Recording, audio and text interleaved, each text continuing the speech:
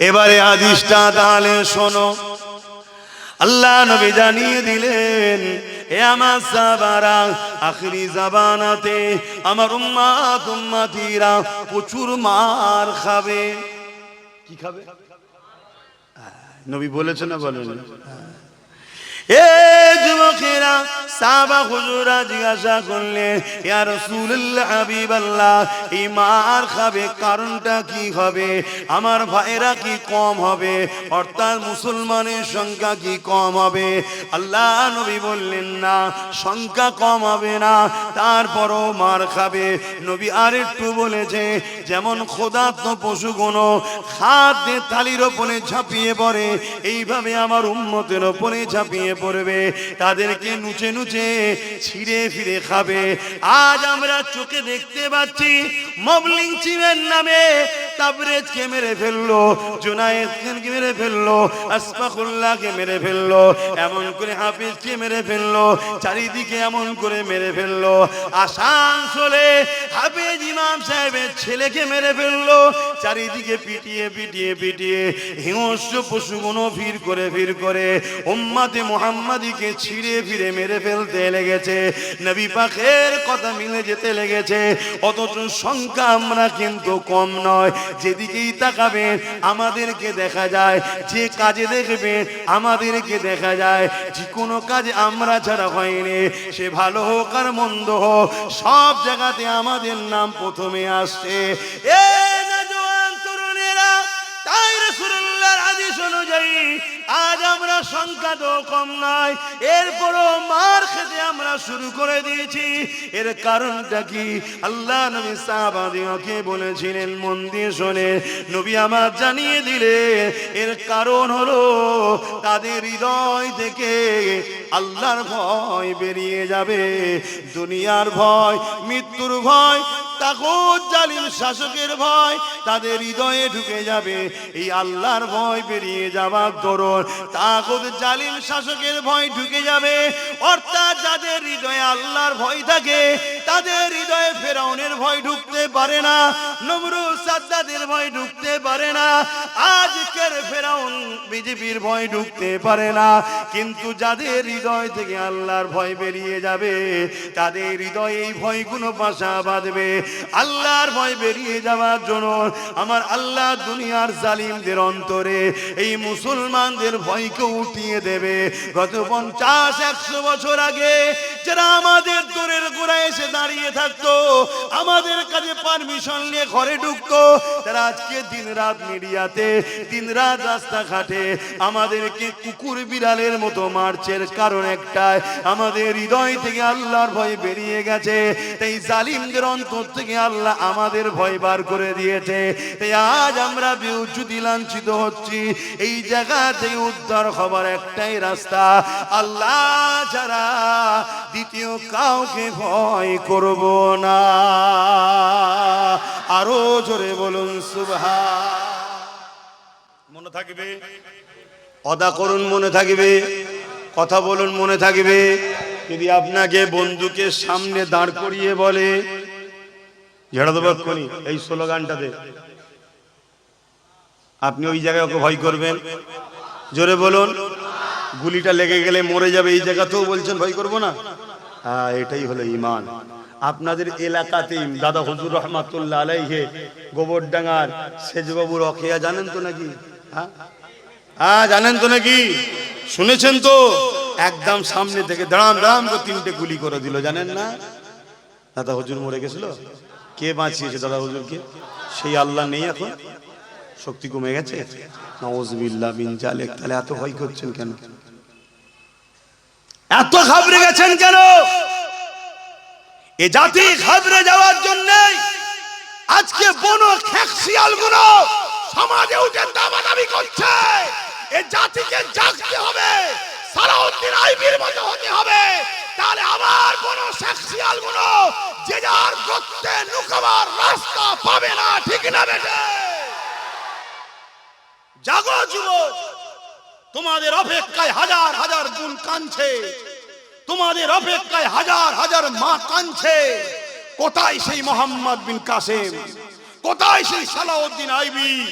গরিব অসহায় মায়ের চোখের পানি তোমাদেরকে মুছতে হবে, বিধবার ইজ্জত সম্মান মর্যাদা সমাজ তোমাদেরকে গড়তে হবে, তোমাদেরকে এতিমদের আশ্রয়ের ব্যবস্থা করতে হবে। আল্লাহ নবী বললেন যে এতিমদের ভালোবাসে স্বামী রাসূল আমাকে ভালোবাসলো। জোরে বলুন সুবহানাল্লাহ। যে এতিমদের মাথায় হাত বুলালো স্বামী রাসূলুল্লাহ আমার মাথায় হাত বুলালো। জোরে বলুন সুবহানাল্লাহ। আজকে বলো, আজকে সেই এতিমরা বঞ্চিত হচ্ছে না হয়নি? এতিমরা কাঁদছে না কাঁদে না? বিধবারা অপমান অপদস্থ হচ্ছে না হয়নি? গরিব দুঃখী মা গুলোর উপরে জুলুম হচ্ছে না হয়নি? তাহলে তোমার আমার কি এটা দায়িত্ব নয় তাদেরকে জাস্টিস দেওয়া, ইনসাফ দেওয়া, নাই দেওয়া? কথা বলছো না? তুমি তো ঘাবড়ে গেছো, তুমি তো ভয় কি আছো? তুমি এই বেঈমানের পিছনে, ওই মুনাফিকের পিছনে, ওই জালিমের পিছনে, ওই চরিত্রহীন, ওই চোর, ওই বদমাইশ, ওই খুনি, ওই দাঙ্গাবাজের পিছনে ঘুরছো। 200 টাকা দাও না দাদা, এলে খেয়াল রাখবি এদিক ওদিক না হয়ে যায়। 500 টাকা দাও না দাদা, এলে খেয়াল রাখবি এদিক ওদিক না হয়ে যায়। ঠিক সময় এসেছে তুমি লাঠি ছুটালে বেরিয়ে পড়েছো, তোমার ঘরের কমের ঘর ভাঙছো, এর মাথা ফাটা, চোর মাথা ফাটাচ্ছে। কি জন্যে? ওই ভিক্ষা যতদিন দিয়েছিল তাকে জিতাতে হবে এবারে, শুনছে? আর সে তোমার ক্ষমতায় জিতে, তোমার ক্ষমতায় জিতে ক্ষমতায় বসে এবার গরিবের তেল থেকে শুরু করে চাল থেকে শুরু করে কিচ্ছু বাদ দিচ্ছে না, সব চুরি করে ঝেড়ে খাচ্ছে। ও একা জাহান্নামে যাবে না তুমি আমি যাকে সাথ দিয়েছি আমরাও যাব?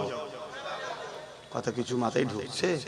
তাহলে বসো, তোমাদেরকে বাঁচাবার জন্য আমি কথা বলবো না বলবো না? কথা বলো। এবার এই কথা বলতে গেলে যারা এই কোয়ালিটির নেতা, চোর মার্কা, খুনি মার্কা, গুন্ডা মার্কা, প্রতারণা মার্কা, তাদের গায়ে লাগবে না লাগবে না? তারা আমার বিরুদ্ধে বলবে না বলবে? আর তারা কি ডাইরেক্ট তো বলে বাজার করতে পারবে না? তারা তো ডাইরেক্ট বলে আমার লিয়ারে আসতে পারছে না। না কেন? অনেক আল্লাহ উঁচুতে পেটিয়েছে আমাকে। কি উঁচুতে পেটিয়েছে না পাঠায়নি? আরে নবীর গোলাম, নবীর গোলাম, নবীর গোলামের সম্মান তো অনেক উঁচুতে। তো এই লিয়ে এলে তুই আসতে পারছে না লাইনে। ও তখন কি করছে? ও আরো কিছু লোককে টাকা দিচ্ছে, মলি সাহেব টাইপের, আব্বাসটাকে একটু সাইজ করতে হবে, ওর বিরুদ্ধে একটু বলো, ও সমাজকে শেষ করছে, ও বিজেপির দালালি করছে, একটু বুঝাও লোককে। শুনছেন না? শুনছেন? কথা কিছু মাথায় ঢুকছে? কেন এ কমকে বিজেপি বললি এ কম অজ্ঞান হয়ে যা, ভয় খেয়ে যায় না, খায় না? মানুষে মানুষকে ভয় করো? কিসের পাওয়ারের গরম তুমি দেখাচ্ছ? একটা ফুসকুরি দেবে, ফুসকুরি, ওই ফুসকুরি যারা মিটাতে পারে না, ফুসকুরি ট্রিটমেন্ট করতে সারাতে পারে না, ওই ফুসকুরি থেকে এমন বিমার হবে, ক্যান্সার হয়ে যাবে, ক্যান্সার থেকে কবরে জাহান্নামে চলে যাবে। শুনছেন না শোনেন না? তাকে দেখে তুমি ভয় করছো? তুমি তো ভয় আল্লাহকে করবে। ওয়ালিমান খাফা মাকাম রাব্বিহি জান্নাতান। আল্লাহকে ভয় করলে ফায়দা কি? 2টো জান্নাত দেবে আল্লাহ। জোরে বলুন সুবহানাল্লাহ। এ আমার অসুবিধা হচ্ছে? আব্বা অসুবিধা হচ্ছে? তাহলে আমি লাইন ঘুরিয়ে দিচ্ছি, বলুন। বাবারা বাবারা বাবারা, সব ভালো, সব ভালো করে দেবো, কিন্তু মার খেতে হবে কবরে আমায়, আল্লাহ ধরবে। তুই বললি না কেন? তুই কেন হক কথা বললি না? যে চুরি করা আর চোরকে সাপোর্ট করা এক, খুন করা খুনিকে সাপোর্ট করা এক, দুর্নীতি করা দুর্নীতিবাজকে সাপোর্ট করা এক, দেশের বিরোধী করা দেশদ্রোহীদের সাপোর্ট করা এক। এখন কোন যদি পাকিস্তান থেকে সন্ত্রাস আপনার ঘরে এসে থাকে, আপনি যদি আশ্রয় দেন, বলুন সন্ত্রাস থেকে ধরে নিয়ে যাবে না আপনাকেও ধরে নিয়ে যাবে? আপনি তো সন্ত্রাস নয়, আপনি তো ভারতীয় না। তুই 7 দিলি রাখলি কেন? ঠিক নাকি? দেশের যদি এই নিজাম হতে পারে যে একটা অন্য দেশ, সেই দেশ থেকে যেটা একদিন আমাদেরই ছিল, নেতাদের গুঁতোর চোটে ভাগাভাগি হয়েছে। শুনছেন না শোনেন? নেতাদের নেতাগিরির জন্য ভাগাভাগি হয়েছে, জনগণের দোষ এখানে নেই। কথা বুঝে আসছে না? নাই তো সেই জায়গা থেকে কেউ যদি একজন এসে তোমার বাড়িতে ঢুকে পড়ে, আর তুমি যদি তাকে আশ্রয় দাও, তোমায় যদি বন্দি করে নিয়ে যাওয়া হয়, এটাই যদি দুনিয়ার নিজাম তোমার জানা থাকে, তাহলে ইসলামের দুশ্মনকে তুমি যদি আশ্রয় দাও, তুমি কি ইসলামের দুশ্মনের সঙ্গে জাহান্নামে যাবে না? তোমায় ধরবে না আল্লাহ? এক কথা বলছে না তো? আরে বাবা, ফতোয়া জানার পরে হয়, ঘাবড়ে যাচ্ছ নাকি? অনেকে বলছে, আব্বাস সিদ্দিকী বলছে টিএমসি কে ভোট দিলে ঈমান চলে যাবে, বলছে তো নাকি? তোমাদের কাছে খবর আছে খবরটা? হ্যাঁ, আবার এর সাফাই দিতে গিয়ে অনেক দালাল বক্তা কি বলছে, তাহলে তো সবাই জাহান্নামে চলে গেছে। শুনছেন না শোনেন? কত বড় কিরা দু নম্বর, চিন্তা করুন। হ্যাঁ, ফুটবল খেলা বোঝেন? ফুটবল খেলা বসিরহাটে আল্লামা রুহুল আমিন সাহেব হুজুর লিখেছে, বলবো ফতোয়া না থাকবে? শুনবেন? শোনার পরে ভুল করলে কিন্তু বিপি গোল হয়ে যাবে, বলবো না থাকবে? বসিরহাটের বড় মৌলানা আল্লামা রুহুল আমিন সাহেব লিখেছে, ফুটবল খেলা দেখতে গিয়ে কেউ যদি আনন্দে হাততালি দেয় তার বিবি তালাক হয়ে যাবে। শুনছেন? এখানে মনে হয় 90% লোক ফুটবল খেলা দেখে হাততালি দিয়েছে, তাহলে কি বিবি তালাক? না, এইটাই তো বুঝতে পারলাম না, তালাক নয়। কিন্তু আজকে এই ফতোয়াটা জানার পরে কাল যদি হাততালি মেরে তো গেছে। কথা বুঝে আসছে না? শুনছেন তো নাকি? কেন হারামে আত্মা খুশি করলে, হারামে উৎসাহিত হলে সে ইমানদার থাকে না। আর যার ইমান নেই, ইমানদার নারীর সঙ্গে নেকা, বলবেন তো, থাকে না, কেটে যায়। এটা আমার ফতোয়া নয়, হুজুর দিয়েছে, শুনছেন তো? এই যে শুনে নিলেন, এতদিন দিয়েছেন, সমস্যা নেই, আপনার জানা নেই। জেনে ভুল করলে পাপ হয়। মদ খাওয়া হারাম আপনারা জানেন তো নাকি? কিন্তু কেউ যদি জানে না মদ খাওয়া হারাম, সে যদি ডেলি 1 লিটার করে খায়, গুনাহ হবে না? গুনাহ হবে না তো, জানি না। শুনছেন তো নাকি? হ্যাঁ, রেকর্ড হচ্ছে, বলে যাচ্ছি, আমার আল্লাহ কারোর উপরে জুলুম করবে না। আমার আল্লাহ বলেছে, আমি যখন তোর কাছে হক কথা জানিয়ে দিয়েছি, জানার পরে তুই যদি অন্যায় করিস তখন ধরবো, জানিস না ধরবে না।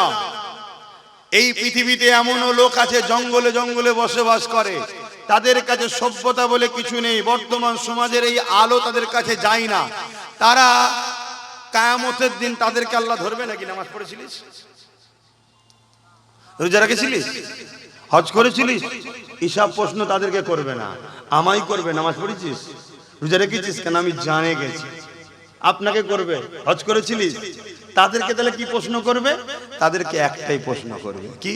তোদেরকে আমি আকেল দিয়েছি, বিবেক দিয়েছি, বুদ্ধি দিয়েছি, মানুষ বানিয়েছি, তোদের কি ধারণা ছিল পৃথিবী কি এমনি এমনি হয়েছে, না কেউ একজন মালিক ছিল? তাদের মধ্যে থেকে যে বলবে হ্যাঁ কেউ একজন ছিল ভাবতাম, আল্লাহ তাকে বলবে যা জান্নাতে। জোরে বলুন সুবহানাল্লাহ। তাদের প্রশ্ন আর আমাদের প্রশ্ন এক হচ্ছে? এক কথা বুঝছেন না, বোঝেন না? তাহলে আজকে কোনো ব্যক্তি জানে না যে ফুটবল খেলা দেখে আনন্দ করে হাততালি দেওয়া যায় না, তার জন্য তো ফতোয়া নয়। জেনে যাওয়ার পরে কেউ যদি হাততালি দেয়, তাহলে তার বিবি গোল হবে না? হবে না? কি রে পড়ে গেল? আমার কথা শুনছেন তো নাকি? আমার কথা বুঝছেন তো? তাহলে আজকে কেউ যদি আমার মসজিদের দুশমন না হয়, মসজিদের বিরোধী না বলে থাকে, শুনছেন, কোরআনের বিরুদ্ধে না বলে থাকে, তখন তার সাথে আপনি ব্যবসা করেছেন, কারবার করেছেন, লেনদেন করেছেন, রাজনীতি করেছেন, তখন প্রশ্ন তো এটা নয়। আর যদি পরবর্তীতে সে চেঞ্জ হয়ে যে বলে যে কোরআন মিটে যাবে, আমার উন্নতি মিটবে না, কোরআন শেষে আমার উন্নতি শেষ হবে না, তখন ফতোয়া তার জন্য বা শুরু হবে। এ কথা শুনছেন তো নাকি? আমার কথা বুঝতে পারছেন না? এই রাজ্যে কোন এক গভর্নমেন্ট দীর্ঘ বছর ছিল, যেই বলেছিল মাদ্রাসায় জঙ্গি তৈরি হয়, মুসলমান প্রতিবাদ করেছে না করে না? কেন করেছিল? তুই এবার ভুল লাইনে গাড়ি চালাচ্ছিস, তোর ড্রাইভিং আর মানা যাবে না। তো এতদিন তুই ছিলিস আলাদা লাইনে, রুজি রুটির ব্যাপারে দিবি কি না দিবি জনগণ বুঝে নেবে। যখনই তুই আমার ধর্মে আঘাত দিলি, তার মানে তুই আজকে বা নতুন তুই রাস্তা ভুল করছিস, তোর ড্রাইভিং আর চলবে, এটা বলা দরকার আছে না নাই? আর একটু খুলে বলছি, স্পেনের ইতিহাস জানেন কি জানি না, স্পেনে 800 বছর মুসলমান রাজত্ব করেছে। বলুন আলহামদুলিল্লাহ। কত বছর? 800 বছর।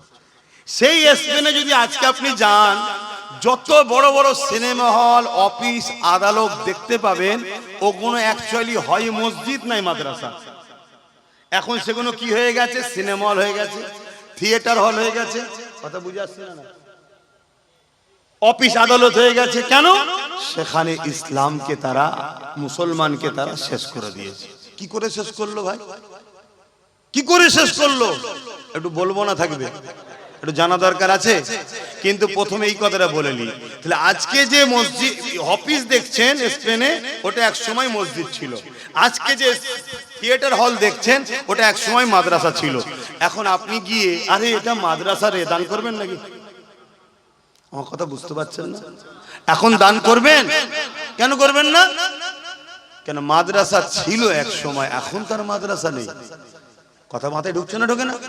তাহলে যে একটা সময় আমার কোরআনের বিরুদ্ধে কথা বলেনি, আমার মাদ্রাসার বিরুদ্ধে কথা বলেনি, বলেছিল উপরন্তু মসজিদ মাদ্রাসা মুসলিম কওমের সর্বধর্মের মানুষের সাথে সাথে মুসলমানদের বিকাশ করব, তখন মসলা ছিল আলাদা।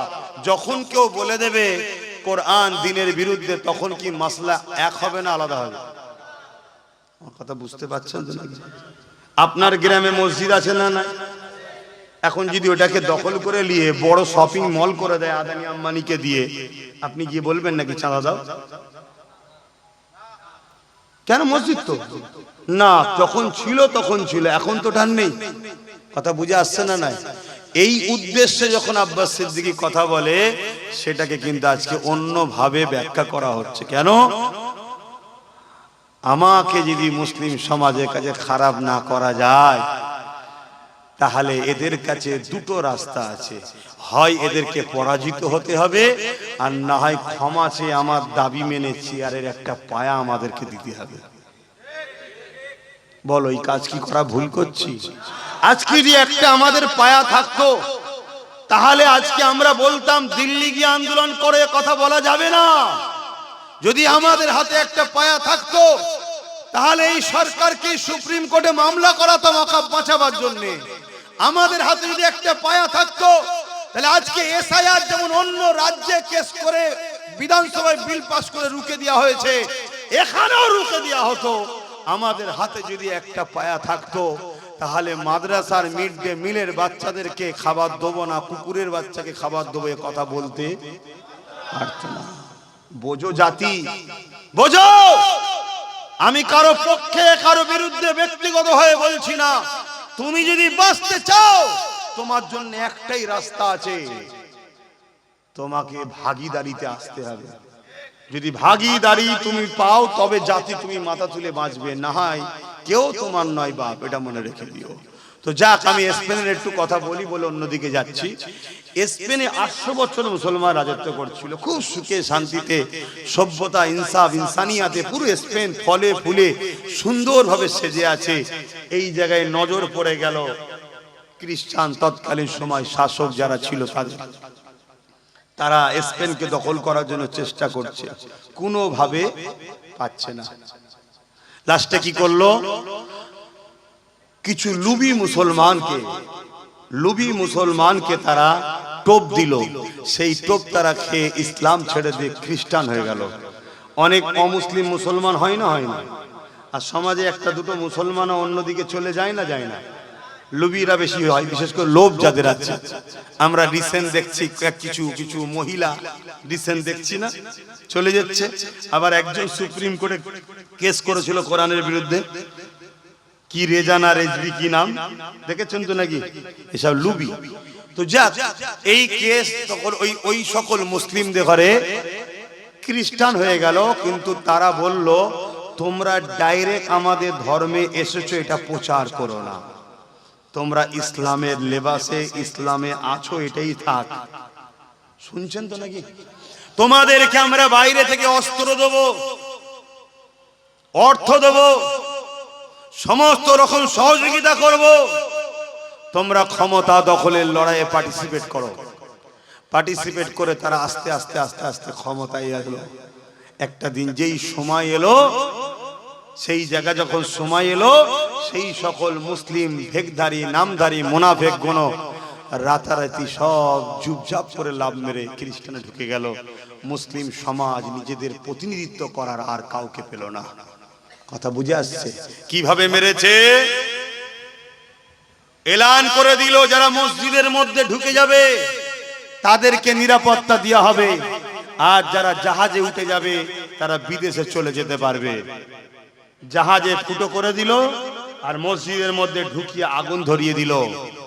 এই যে আমরা এপ্রিল ফুল বলি না, এপ্রিল ফুল, এপ্রিল ফুলটা কি জানো মুসলমান? এপ্রিল ফুল মুসলমানের বাচ্চা বানায়।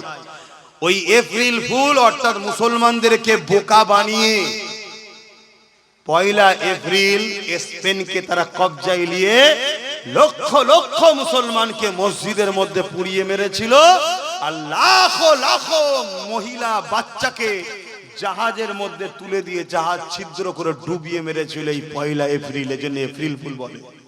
আমরা জানি না মুসলমান এপ্রিল ফুল বানাচ্ছে। আমার আলোচনায় অসুবিধা হচ্ছে, আসেন আমি অন্য দিকে ফিরে যাচ্ছি। আমার নবী পাকের ওপরে যে আঘাত দেবে, আমার দিনের ওপরে যে আঘাত দেবে, তার বিরুদ্ধে লড়াই করা এটা আমার ইমানি দায়িত্ব। এ যুবকেরা, তরুণেরা, বাবেরা, তাহলে আজকে কেউ বলবে ইসলামের রেপ করাটা কোনো পাপ নয়। এই মানবরূপী পশুকে জানিয়ে দেওয়া দরকার ইসলাম নারীদেরকে কত মর্যাদা দিয়েছে। জান্নাতের আশা সবাই করে, জান্নাতের শান্তির আশা সবাই করে। এই জান্নাতের মতো শ্রেষ্ঠ জায়গাটা ইসলাম মায়ের কদমের তলায় দিয়ে দিয়েছে। আল জান্নাতু তাহতা আকদামুল উম্মাহাত, প্রতিটা ছেলেদের জান্নাত হলো তার মায়ের পায়ের তলায়। মা হলো নারীর জাত। আল্লাহ নবীকে একদিন এক সাহাবী এসে বলতে লাগলো, ইয়া রাসূলুল্লাহ, হাবিবাল্লাহ, আমার উপরে সবথেকে বেশি কার হক? আল্লাহ নবী বললেন তোমার মায়ের, তারপরে কাঁদ তোমার মায়ের, তারপরে কাঁদ তোমার মায়ের, তারপরে কাঁদ তোমার বাপের। অর্থাৎ ইসলাম নারীকে পুরুষের থেকে কতটা গুরুত্ব দিয়েছে। কেন? মা নারীর জাত। আর একটু আগে চলুন, আল্লাহ নবী দুটো আঙুলকে তুলে দেখাচ্ছে যেভাবে পাশাপাশি রয়েছে। কারো ঘরে যদি তিনটে কন্যা সন্তান হয়, ওই বাবা যদি তিন কন্যা সন্তানকে পেয়ে মন খারাপ না করে আল্লাহ দিয়া নিয়ামত মনে করে তার লালন পালন করে যদি তার বিবাহটা দিয়ে দিতে পারে, আল্লাহ নবী এইভাবে দুটো আঙুল তুলে দেখাচ্ছে দুনিয়ার মানুষ, দেখো দেখো এই দুই আঙুল যেমন পাশাপাশি, ওই তিন কন্যার বাবা আর আমি রাসূলুল্লাহ আল্লাহর জান্নাতে পাশাপাশি থাকিব। ইসলাম নারীকে কত সম্মান দিয়েছে দেখো, ইসলাম নারীকে কত মর্যাদা দিয়েছে দেখো। এ যুবকেরা, তরুণেরা, বাপেরা, একটা কন্যা সন্তানের বিবাহ আগ পর্যন্ত তার থাকা, খাওয়া, পড়াশোনা সবকিছুর প্রয়োজনের দায়িত্ব হলো একজন পুরুষের কাঁধে, যে হলো তার আব্বা। আর বিবাহর পরেতে তার থাকা, খাওয়া, জামা কাপড়, সুখ শান্তি সবকিছুর দায়িত্ব হলো একজন পুরুষের কাঁধে, যে হলো তার স্বামী। আর যখন তিনি বয়স্ক হয়ে যাবে, ওই মাটার দায়িত্ব থাকা, খাওয়া, জামা কাপড়, ওষুধপত্র সবকিছুর দায়িত্ব তার পুত্র সন্তানের। যদি বাচ্চা কন্যাটা কোনো কষ্ট পায়, বাপকে কিয়ামতের দিন ধরবে। স্ত্রী যদি কষ্ট পায়, স্বামীকে কিয়ামতের দিন ধরবে। মা যদি কষ্ট পায়, ছেলেকে কিয়ামতের দিন ধরবে। এ নারীর জাতেরা, তোমার থাকার চিন্তা ইসলাম দেয়নি। তোমার থাকার টেনশন নিতে হবে না, তোমার পরনার কাপড়ের টেনশন নিতে হবে না, তোমার খাওয়া দাওয়ার টেনশন নিতে হবে না, তোমার হাত খরচ, তোমার জামা কাপড়, তোমার সুখ শান্তি টেনশন, নিরাপত্তার টেনশন তোমায় নিতে হবে না। আমি তোমার স্রষ্টা, তোমাকে আমি বড় নিয়ামত করে বানিয়েছি।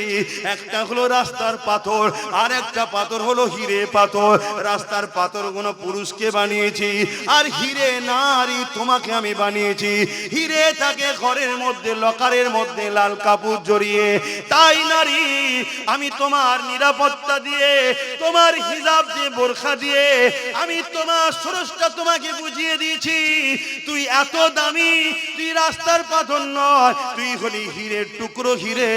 তাই তোকে লাল কাপড় জড়িয়ে যেমন লকারের মধ্যে নিরাপদে রাখতে হয়। কেন? যে জিনিসটা যত দামি হয় তার সিকিউরিটি তত বেশি লাগে। যে জিনিসটা যত দামি হয় তার নিরাপত্তা তত দিতে হয়। যে জিনিসটা যত দামি হয় তার প্যাকিং তত ভালো হয়। তাই নারী রে, তোকে আমি তোর রব আল্লাহ বোরখা দিয়ে, হিজাব দিয়ে তোর দামি প্রমাণ করে দিয়েছি। কিন্তু আজ দুনিয়া দুনিয়ার বুকে কিছু মানবরূপী শিয়াল আছে, তারা নারীদের অধিকারের নামে শুধু একটাই জিনিস দেখতে পেয়েছে, মুসলমান ইসলাম নারীকে বোরখা পরায়, ইসলাম নারীদেরকে পরাধীন করে রেখেছে। এই শিয়ালগুলোর আন্দোলন দেখে আমরা ঘাবড়ে গেলে হবে না, কেন শিয়াল তো চাইবে মুরগি যেন খাঁচার মধ্যে না থাকে, শিয়াল তো চাইবে মুরগি যেন ডোপের মধ্যে ভরা না থাকে, শিয়াল তো চাইবে মুরগির মালিক যেন মুরগিকে ছেড়ে রাখে, যদি না ছেড়ে রাখে শিয়ালের পেট ভরবে না। তাই মানুষের মধ্যে কিছু চরিত্রহীন মানবরূপী শিয়াল আছে, তারা তো চাইবে মহিলারা যেন ছোট ছোট কাপড় পরে উলঙ্গ হয়ে থাকে, তবেই তো আমরা তাদেরকে ভোগ করব, নেশা মিটাবো। এই মানবরূপী পশুগুলোর হাত থেকে তুমি তোমার বোনকে বাঁচাও, আমি আমার বোনকে বাঁচাই, তুমি তোমার পরিবারকে বাঁচাও, আমি আমার পরিবারকে বাঁচাই, এটা যেমন পছন্দ করি, ঠিক তেমনি মহান স্রষ্টা তার শ্রেষ্ঠ সৃষ্টি মায়ের জাত নারীকেও বাঁচাতে চায়। আরো জোরে বলুন সুবহান।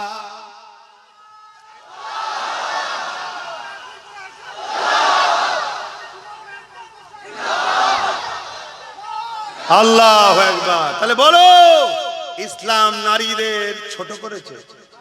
আওয়াজ দিয়ে বলো, ইসলাম নারীকে অপমান করেছে।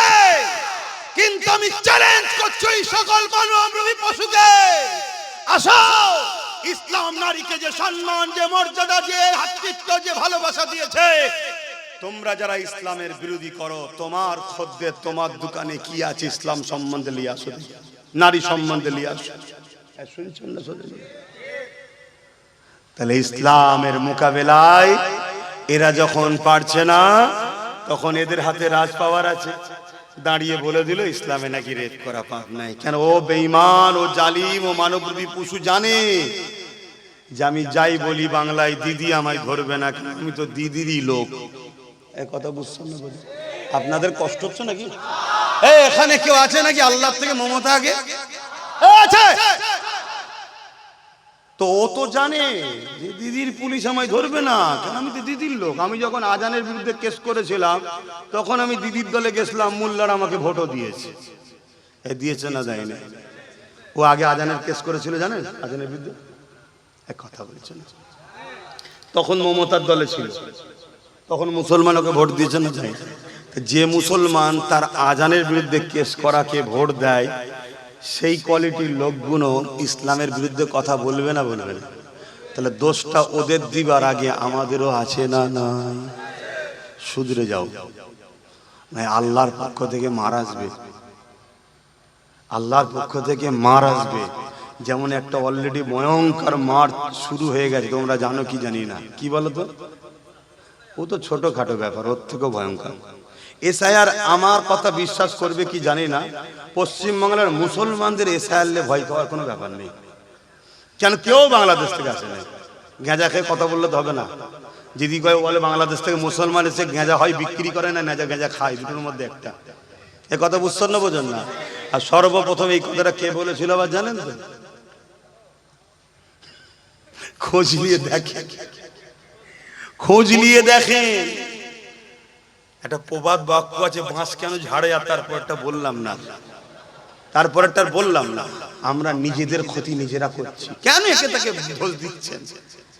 এসআইআর নিয়ে বাংলার মুসলমানদের ঘাবড়াবার কোনো ব্যাপার নেই। হ্যাঁ, বাংলার মুসলমানরা একটা জায়গায় ফাঁসতে পারে, কি 2002 কাগজে নাম থাকলে তার চিন্তা নেই বলছে, তাই তো নাকি?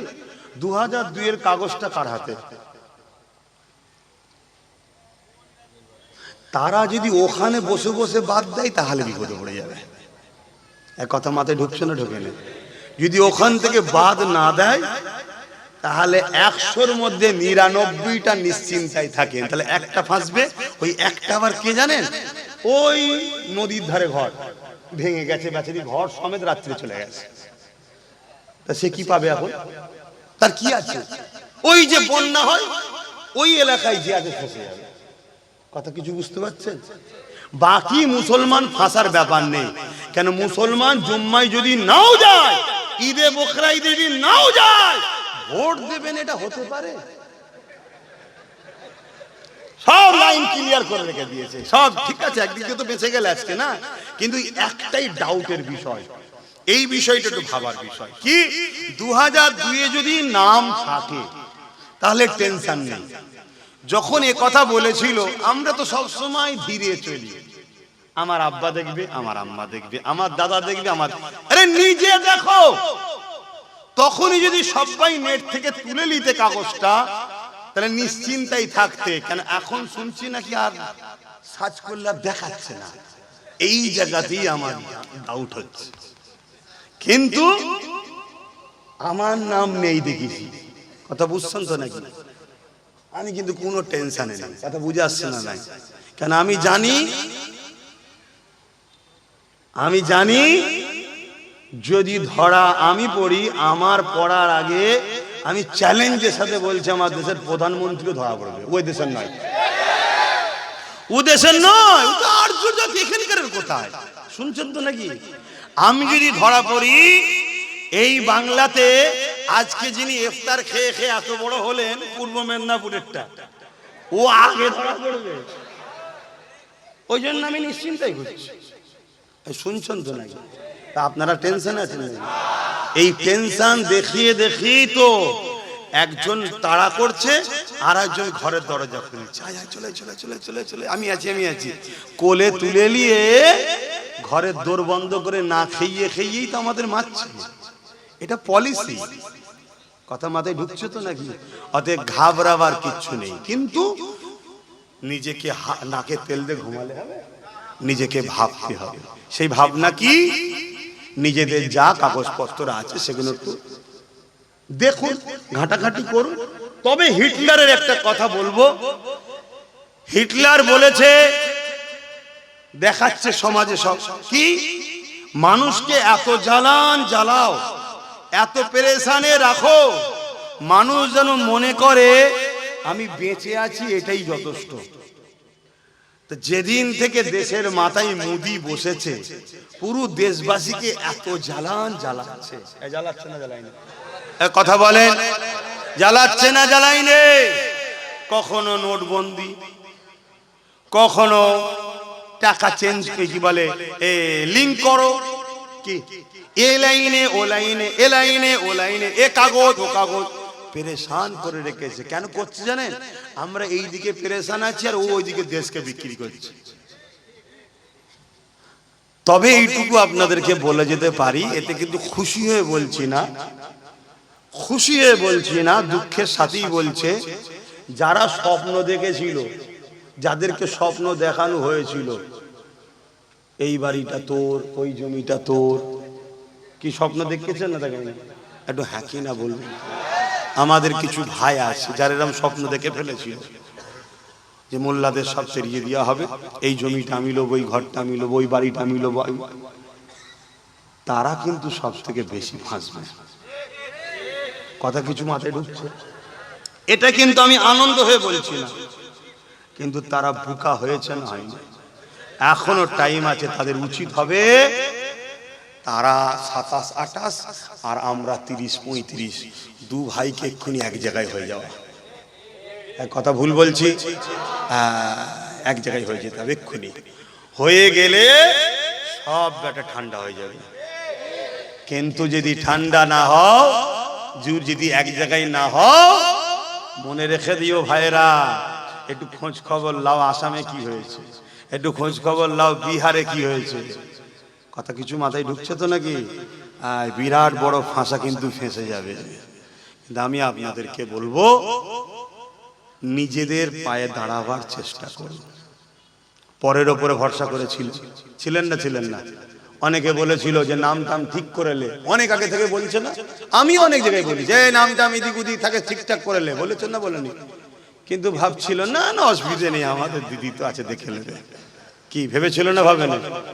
ঠিক তেমনই অনেকে ভেবেছিল, দিদি বলেছিল আমি বেঁচে থাকতে স্যার হতে, বলেছে কিনা?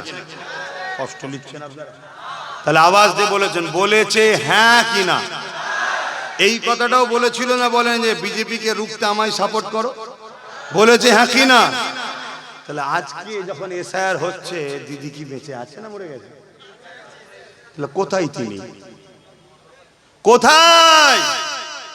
এখন বলছে ঘিরাও কর্মসূচি হোগা। এ কাহা কা হিন্দি হ্যায়, ঘেরাও কর্মসূচি হোগা। কথা বুঝে আসছে না? নাই তার মানে কি গরম করাতে চাইছে। খুব ভালোভাবে জানে মারপিটে অমুসলিমরা যাবে না। মারপিটে যদি যায় কারা যাবে? এই জন্য হিট খাওয়াচ্ছে। একবার যদি মারপিট করে ফেলে কি হবে তাহলে?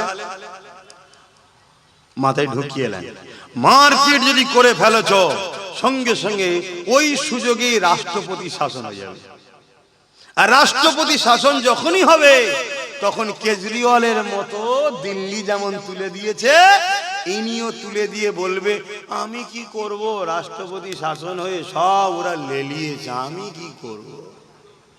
তাহলে ইতিহাসে ওর নামটার গাদ্দার থাকবে কি? থাকবে না। আর যদি অন্যভাবে ছেড়ে দেয় সারা জীবন গাদ্দার নাম থাকবে। শুনছেন তো নাকি? এসব পরিকল্পনা চলছে। দিনের শেষে এই কথাটা বলে আমি চলে যাচ্ছি অন্যদিকে। গরিব মারা কল। কি মারা কল? গরিব। গরিব যে হবে তার এই দেশে এখন বড় বাঁচা বড় মুশকিল। সে গরিব যদি হিন্দু হয় তারও বিপদ, গরিব যদি মুসলমান হয় তারও বিপদ, গরিব যদি মতুয়া হয় তারও বিপদ। আর পয়সাওয়ালা যে হবে তার বিপদ নেই। কিন্তু আপনাদের ঘরে বলবো, যে বিয়ালরও আপনার বুথে এসে আপনার নাম কাগজপত্রের জন্য আসবে তার একটা ফটো তুলে রাখবেন, তার নাম, অ্যাড্রেস, ফোন নাম্বার সবটা লিখে রাখবেন। যদি সে বেটা ভুল করে কারো ইশারায়, শুনছেন তো নাকি? আমি তো কেউ ওপরে বসে দেখতে পাচ্ছি না।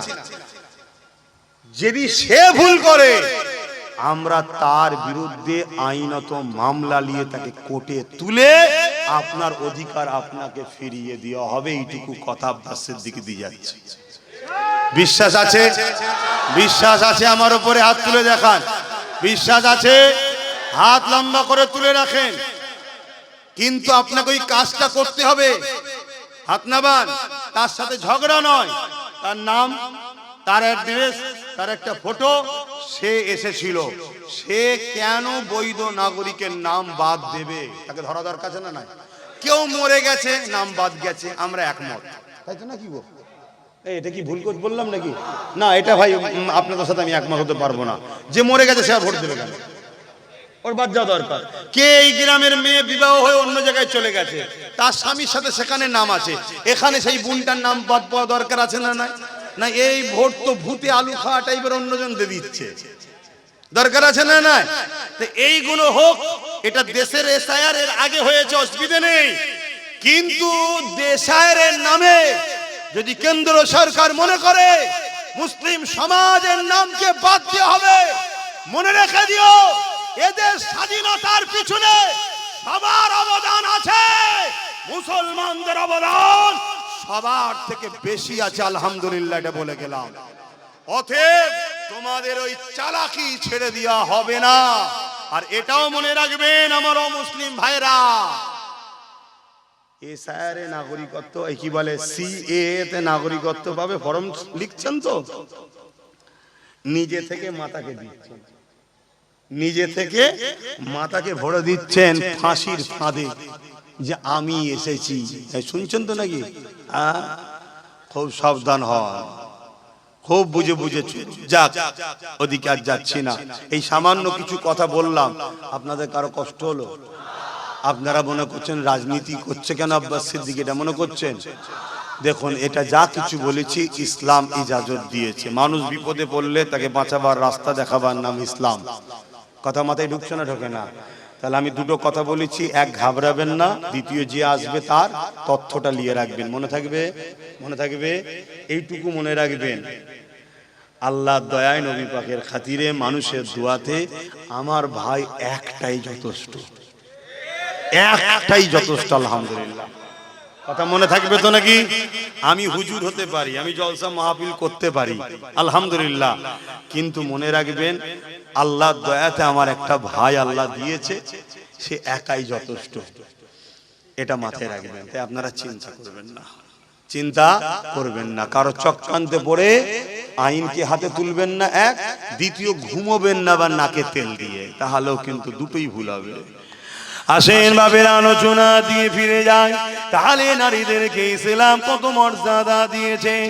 এখানে আর একটা কথা বলে যায়, গত পরশু দিনে আমার পশ্চিম বাংলাতে আর একটা মহিলা এবিপি নিউজে একটা বক্তব্য দিতে গিয়ে বলেছে ইসলাম নাকি সন্ত্রাসী ছড়ায়, সন্ত্রাসী সমাজ, সন্ত্রাসী ধর্ম, ইসলাম ইত্যাদি ধরনের কথা বলেছে। শুনেছেন? এই শুনেছেন কি বলবেন? শোনেন না? কারা কারা শুনেছেন একটু হাত তুলে দেখেন। এই কয়টা কেউ শোনেনি, বাকি হাত নামান। কিন্তু উত্তরপ্রদেশে যখন আম্মাজান আয়েশা হুজুরের উপরে আঘাত দিয়েছিল এক চরিত্রহীন মানবরূপী মহিলা, মানবরূপী পশু মহিলা, সেটা আমরা শুনেছিলাম না শুনিনি? কেন শুনেছিলাম জানেন? ওই বিষয়টাই আমাদের গ্রামগঞ্জের মোল্লা মৌলী সাহেব সবাই বিরোধী করেছিল। আর আমার রাজ্যে যখন এবিপিতে বসে এক মহিলা, সে নাকি এবার বুদ্ধিজীবী, এই শুনছেন তো নাকি? সে নাকি এবার বুদ্ধিজীবী, মায়ের জাত হও, এই বেশি কিছু বলছি না, এতটুকু বলতে পারি, এরাই হলো বড় সন্ত্রাস। কথা বল, এরাই হলো বড় সন্ত্রাস।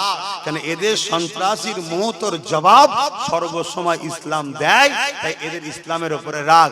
কিন্তু দুঃখের বিষয়, এই নিয়ে কোনো আন্দোলন আছে? আর আজকে তবু এই মাহফিলে এসে আমি প্রতিবাদ করছি না করিনি? প্রত্যেকটা অন্যায়ের বিরুদ্ধে প্রতিবাদ করে আপনার সিদ্দিকী।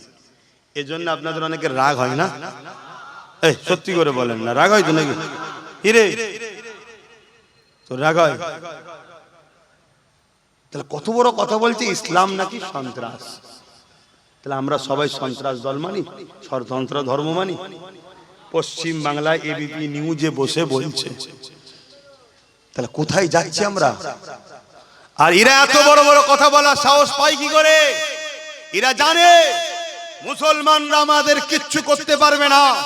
কেন? মুসলমানদের না জজ আছে, মুসলমানদের না বিডিও আছে, মুসলমানদের না ডিএম আছে, মুসলমানদের না পিএম, না সিএম, না মন্ত্রী, না এমপি, কিছুই নাই তো আমাদের।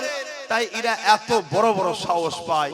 মুসলমান এতটুকুই করতে পারবে, হয়তো রাস্তায় নেবে, একটু হই হই করবে, যত হই হই করবে আমি তত ফেমাস হব। শুনছেন তো নাকি?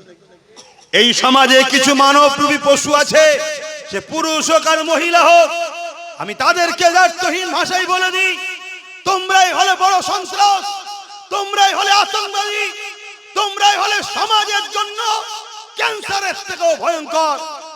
হ্যাঁ, মুসলমান হয়তো তারা আন্দোলন করবে, তাদের হয়তো নেতা মন্ত্রী নয়, তাদের হয়তো ডিএম পিএম নয়, কিন্তু মনে রেখে দিও, পশ্চিম বাংলায় মুসলমান ছাড়া কারোর রাজনীতির তকদিরও তৈরি হয় না। অতএব আগামী দিন আমাদের উপরে, ইসলামের উপরে যে আঘাত বারবার হচ্ছে, এই আঘাত দেখে দেখে আমরা শিক্ষা অর্জন করছি। আগামী দিন আমরাও তাদেরকে জবাব দেব। গণতান্ত্রিক প্রক্রিয়ায় যারা আমার ইসলামের গায়ে দাগ লাগাচ্ছে, কোরআনের গায়ে দাগ লাগাচ্ছে, তাদেরকে আমরা জবাব দেব, হ্যাঁ কি না? হাত তুলে আল্লাহকে সাক্ষী রেখে বলুন, জবাব দেব, হ্যাঁ কি না? আজ আমি আপনাদেরকে বলবো, হাত নামান, আমি আপনাদেরকে বলবো, আল্লাহর কাছে মুখ দেখাতে হবে, মরতে আপনাকে হবে। দুনিয়াদারি করুন, ব্যবসা করুন, কারবার করুন, রাজনীতি করুন, হিন্দু হোক আর অমুসলিম হোক আর মুসলিম হোক, যার সাথে খুশি করুন, কিন্তু তার সাথে ততক্ষণ পর্যন্ত করা যাবে যতক্ষণ সে আপনার দ্বীনের বিরুদ্ধে না যাবে, কোরআনের বিরুদ্ধে না যাবে। যখন দ্বীন ইসলাম কোরআনের বিরুদ্ধে যাবে, তখন তার সঙ্গে কি আর কারবার ব্যবসা বাণিজ্য দল করা যাবে? সাক্ষী দেন আল্লাহকে, করা যাবে? হাত তুলে সাক্ষী দেন, করা যাবে? হাত লম্বা করে তুলে বলুন, করা যাবে? যদি এর পরেও কেউ করেন, সেটা আপনার রুচি, আপনার কাছে, কিন্তু মনে রাখবেন আল্লাহর কাছে জবাব কিন্তু দিতে হবে, জবাব দিতে হবে। এখন আমি বিদায় নেব, নিবার আগে একটা মেসেজ যে প্রথমে বললাম, ওই কথাটা একটু বলে দিয়ে যাব। শুনতে কি আপনারা চান? যে আব্বাস সিদ্দিকী বলেছে একটা ভিডিও ছড়াচ্ছে সমাজে, আমার 20 সেকেন্ডের বক্তব্য কেটে ছাড়াচ্ছে। কত? 20 সেকেন্ডে। আচ্ছা, আমি আমার ভালোবাসার মানুষদের পরীক্ষা নিতে পারি না? পারি না। কিন্তু সেই পরীক্ষা লিবার পর তাকে পরে কি বলছি ওটা কিন্তু আর দেয় নাই। শুনছেন না? ওটা আর দেয় নাই। লাস্টে 20 সেকেন্ডের একটা বক্তব্য দিচ্ছে। ভাই আপনাদের টাইম শেষ হয়ে গেছে নাকি? তাহলে একটু আওয়াজ দিচ্ছেন না কেন? Battery down? এই আবার শয়তান কোথা থেকে এলো?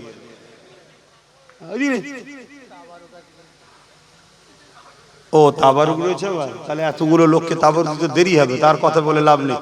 চলেন সংক্ষেপ করে দিই। ইয়া নবী সালাম,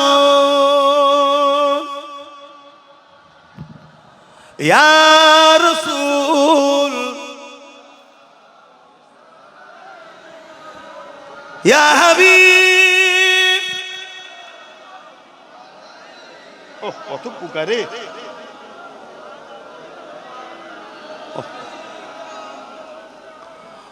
কষ্ট পেচ্ছেন আপনার আমার কথাতে? সাক্ষী দেন জবান খুলে, আমি কি ইসলামের জন্য লড়ছি না নিজের জন্য?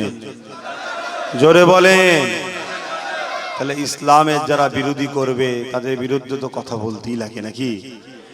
আপনার অন্তরে যদি যাররা পরিমাণ ঈমান, আপনি নিজের ক্ষতি করলেও হয়তো করে ফেলতে পারেন, আল্লাহ মাফ করুক আমাকে আপনাকে, কিন্তু ইসলামের ক্ষতি করতে চান কেউ?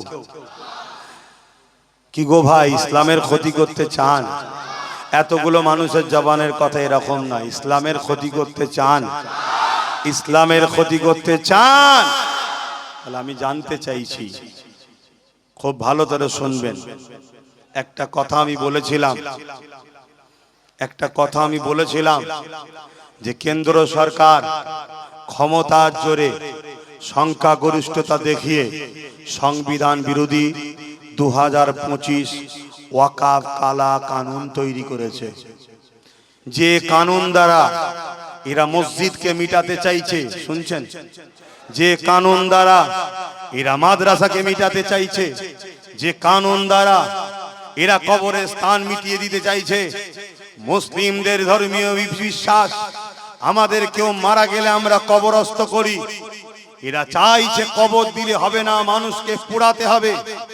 আপনারা বলুন, আপনার মাকে কি আগামী দিন পোড়াবেন আপনারা?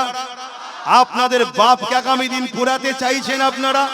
কিন্তু কেন্দ্র সরকার সংখ্যাগরিষ্ঠতার জোর দেখিয়ে তারা আজকে আইন পাশ করে মুসলমানদের 29 লক্ষ বিঘে সম্পদকে দখল করে নেওয়ার একটা ষড়যন্ত্র চালাচ্ছে। এই যে ষড়যন্ত্র কেন্দ্র সরকার করছে, এটা নাই না অন্যায়? এই অন্যায়ের বিরুদ্ধে আল্লাহ রসুলের হাদিস, অন্যায় দেখলে হাত দিয়ে রোখো। যদি হাতে ক্ষমতা না থাকে মুখ দিয়ে প্রতিবাদ করো। যদি মুখে প্রতিবাদ করা ক্ষমতা না থাকে অন্তর থেকে ঘৃণা করো। শুনছেন? তাহলে কেন্দ্র সরকার যে আইনটা করছে, এটা শুধু আমাদের ব্যক্তিগত ক্ষতি নয়, আমার ধর্মের ঐতিহ্য।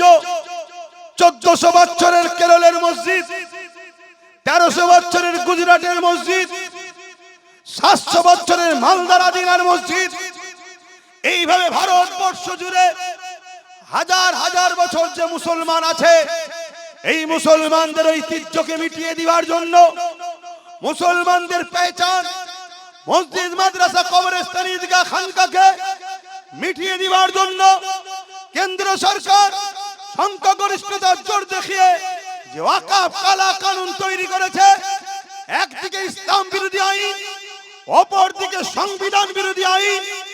রাসূলের হাদিস অনুযায়ী একজন ধর্ম প্রচারক হিসেবে মুসলিম সম্প্রদায়ের কাছে আমি জানতে চেয়েছিলাম, রাসূল বলছেন অন্যায় দেখলে হাত দিয়ে রাখো। কেন্দ্র সরকারের এই আইনটা যখন অন্যায়, এই অন্যায়ের বিরুদ্ধে আমাদেরকে হাত দিয়ে রুকা দরকার আছে না নাই? যদি হাতে ক্ষমতা না থাকে, রাসূল বলছে মুখ দিয়ে প্রতিবাদ করো। তাহলে কেন্দ্র সরকারের এই ওয়াকাফ কালা কানুনের বিরুদ্ধে মুখ দিয়ে প্রতিবাদ করা দরকার আছে না নাই? যদি মুখ দিয়ে প্রতিবাদ করতে নাও পারি, আল্লাহ রসুল বললেন কমসে কম তুমি যদি দুর্বল হও, অন্তর থেকে ঘৃণা করো। তাহলে কেন্দ্র সরকারের এই কালা কানুনের বিরুদ্ধে কেউ যদি মুখ দিয়ে হাতে প্রতিবাদ না করতে পারে, মুখ দিয়ে প্রতিবাদ না করতে পারে, কমসে কম অন্তর দিয়ে ঘৃণা করা দরকার আছে না নাই? কিন্তু অন্তর দিয়ে ঘৃণা করলো না, হাত দিয়ে রুখলো না, মুখ দিয়ে প্রতিবাদ করলো না। কোন মুসলমান যদি কেন্দ্র সরকারের ভোট দিয়ে তাকে সাপোর্ট করে, সে কি মসজিদ মাদ্রাসার দুশ্মন হবে না হবে না? আওয়াজ দিয়ে বলুন। তাহলে যে মসজিদ মাদ্রাসার দুশ্মন হয়, মসজিদ মাদ্রাসার দুশ্মনকারীকে শক্তিশালী করে, রাসূলের হাদিস অনুযায়ী যে অন্যায়কে সাপোর্ট করে তার ঈমান থাকে না। তাহলে এই রকম একটা বড় অন্যায়কে সাপোর্ট করলে ঈমান থাকবে? এইটা আব্বাস সিদ্দিকী বলেছিল, সেইটাকে কেটে বাদ দিয়ে দিয়েছে। দিবার পরে একটা কথা বলেছি কি, যদি এমন কাউকে দেখেন কেন্দ্র সরকারের বিরোধী করব, আর সে যদি বলে বিরোধী করা যাবে না, বিরোধী করলে সব থেকে বড় দুশ্মন আমি হব, তাহলে সে কি মসজিদ মাদ্রাসার দুশ্মন নয়? কথা বলুন, জোরে বলুন, দুশ্মন নয়? হ্যাঁ, জোরে বলুন, দুশ্মন নয়? তাহলে মসজিদ মাদ্রাসার দুশ্মন বিজেপির বিরুদ্ধে আমি আন্দোলন করব, আর আপনি বলবেন আন্দোলন করলে সব থেকে বড় দুশ্মন আমি হব, তাহলে তাকে কি সাপোর্ট করা যাবে? আমি বলেছিলাম যদি বলে কেউ কোরআন মিটে যাবে, আমার উন্নতি মিটবে না, তাকে যদি কেউ ভোট দেয় তার মানে সে কোরআনের বিরুদ্ধে না বিরুদ্ধে নয়? তাহলে যে কোরআনের বিরোধী করে তার ঈমান থাকবে? এই উদ্দেশ্য করে আমি বলেছিলাম। কিন্তু এইটা বলার পরে আরো একটা কথা বলেছিলাম, যদি তোমাদের মনে হয় তাহলে রাজ্য সরকারকে বলো কোরআন শেষ হয়ে যাবে, বলাটা ভুল হয়েছে, ক্ষমা চেয়ে নিতে। দিল্লি যাও, বলাটা আমার বলা ভুল হয়েছে, ক্ষমা চেয়ে নিতে। তাহলে আলাদা প্রশ্ন হতো, ঠিক না বে ঠিক গো? আপনারা কি বলছেন, একমত তো নাকি? আরো একটা কথা জিজ্ঞেস করছি, ফেরাউন কি আল্লাহ ছিল? নমরুদ? আজকে কেউ যদি আল্লাহ দাবি করে তাকে আল্লাহ বলা যাবে? ফেরাউনকে সাপোর্ট করা মানে তাকে আল্লাহ বলে মেনে লিবা, নমরুদকে সাপোর্ট মানে তারই আল্লাহ দাবিটা মেনে লিবা। আজকে কেউ যদি আল্লাহ দাবি করে তাকে সাপোর্ট মানে কি তাকে মেনে লিয়া নয়? কথা বলুন, কথা বলুন। আপনারা নিশ্চয়ই জানেন হাওড়া জেলার নির্মল মাঝি মমতাকে আল্লাহ বলেছে, দেখেছেন না দেখেননি? তাহলে এইটা কি ঠিক বলেছে? মমতা ব্যানার্জি এই বিষয়ে কোনো রিয়াকশন দিয়েছে? তার মানে উনিও ভেতরে ভেতরে চাইছে যে আমিও ফেরাউন আজকে হব। তাহলে একে ভোট দেওয়া যাবে? আওয়াজ দিয়ে বলুন, যাবে? আমার সাথে কারা একমত হাত তুলে দেখান, হাত তুলে সাক্ষী দেবেন আল্লাহকে। এ হাত সত্য তো? একটু ডায়ে বাঁয়ে দেখেলেন, আমাদের মধ্যে কেউ মুনাফিক নেই তো? কেউ হাত তুলতে বাকি আছে কি দেখেলেন? কেউ হাত তুলতে বাকি আছে কি দেখেলেন? হাত না বান। কিন্তু এই সব বলার পরও আমি বলছি, এই সব বলার পরও সেদিন বলেছি, আজও বলছি, যদি রাজ্য সরকার মনে করে যে গুণ আমার ভুল হয়েছে, ক্ষমা চেয়ে নেওয়া দরকার আছে না না? তাহলে যতগুলো মোল্লা মলি সাহেব রাজ্য সরকারের দালালি করছো, তোমরা সবাই মিলে মমতাকে যে বুঝাও না যে তুমি যা বলেছো ও সব ফতোয়ায় গন্ডগোল হয়ে গেছে, তুমি এক কাজ করো, তুমি একটা বাইট দিয়ে বলে দাও, আরে ওগুলো আমার মিস্টেক হয়ে গেছে, আমি ক্ষমা চাইছি, তোরা আমায় কিছু মনে করিসনি। তাহলে আমার এর বিরুদ্ধে বলার আর থাকবে ভাই? জোরে বলে, তাহলে ওর বিরুদ্ধে বলবো। কথা বুঝছেন না, বোঝেন না? এবারে অন্য কোন জায়গায় গিয়ে আমার পছন্দ অপছন্দ আলাদা জিনিস, কিন্তু ধর্মসভায় এসে এসব কথা বলবো না, ঠিক না বে ঠিক গো? আর ধর্মসভায় এসে তুমি আল্লাহ দাবি করবে বা তোমায় কেউ আল্লাহ বলবে, তুমি মজা নেবে, আর তুমি বলবে কোরআন শেষ হয়ে যাব, তুমি বলবে দিল্লি চলে যাও। আরে বিজেপি তো আমাদের প্রকাশ্য দুশ্মন, তুমি তো বন্ধু সেজে দুশ্মন। ওই দুশ্মনকে চিনা যাচ্ছে, ওই দুশ্মনকে চিনা যায়। তাই প্রত্যেকটা মুসলিম জাতির ঘরে ছেলে ওকে ঘৃণা করে, ওকে ধিক্কার জানায়। আর তুমি মুসলমানের কাঁধে বন্দুক রেখে ওর ভয় দেখিয়ে বারবার তুমি ক্ষমতার আসনে বসতে চাইছো। মুসলমানদের শিক্ষা, স্বাস্থ্য, কর্মসংস্থান, রুজি রুটির কোনো কিছু দিচ্ছ না, তারপরেও মুসলমান ওর ভয়ে তোমাকে সাপোর্ট করে। কিন্তু তুমি নাগপুরকে খুশি করার জন্য আজকে ও বিজেপি শাসিত রাজ্যে যা করছে তুমি বাংলায় সেই কাজ করা শুরু করেছো। তাই আর মেনে লিবা, আর মেনে লিবা। আর এই কথা যখন বলছি, কিছু দালাল বক্তা আছে, তারা একটা বুজুর্গ বয়স্ক লোকের 10 বছর আগেকারের বক্তব্য মাইকে দিয়ে শোনাচ্ছে। দেখো উনি মুরব্বি বলছে এই, ইনি বলছে এই। 10 বছর আগে বলেছিল নাকি কোরআন শেষ হয়ে যাবে? এই 10 বছর আগে বলেছিল দিল্লি চলে যাও? 10 বছর আগে কি আল্লাহ বলেছিল? 10 বছর আগে বলেছিল প্রসাদ গুলো রেশনের মাধ্যমে বাড়ি বাড়ি দিয়ে খাওয়াবো? এই রেশন খেলে, প্রসাদ খেলে ইমান থাকে? তাহলে এ ইচ্ছা করে আমাদের বেঈমান বানাচ্ছে না বানায়নি? এই নিয়ে কোনো উলামারা প্রতিবাদ করে? কিন্তু আমার প্রতিবাদ করছে। তাহলে বলো বুকে হাত দিয়ে, আব্বাস সিদ্দিকী তোমাদের দুশমন, তোমাদের ঈমান লুটছে, তোমাদের ক্ষতি করছে।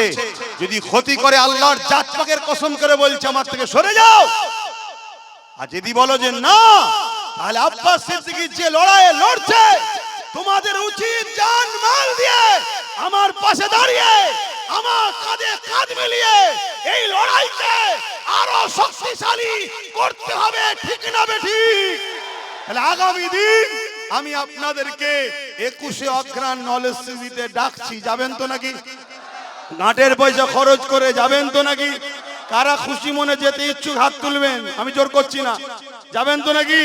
21শে অগ্রহায়ণ যাবেন যখন গাড়িটা বেশিক্ষণ হাত নাবান, কাশিটা বেশিক্ষণ সময় নিয়ে যাবেন।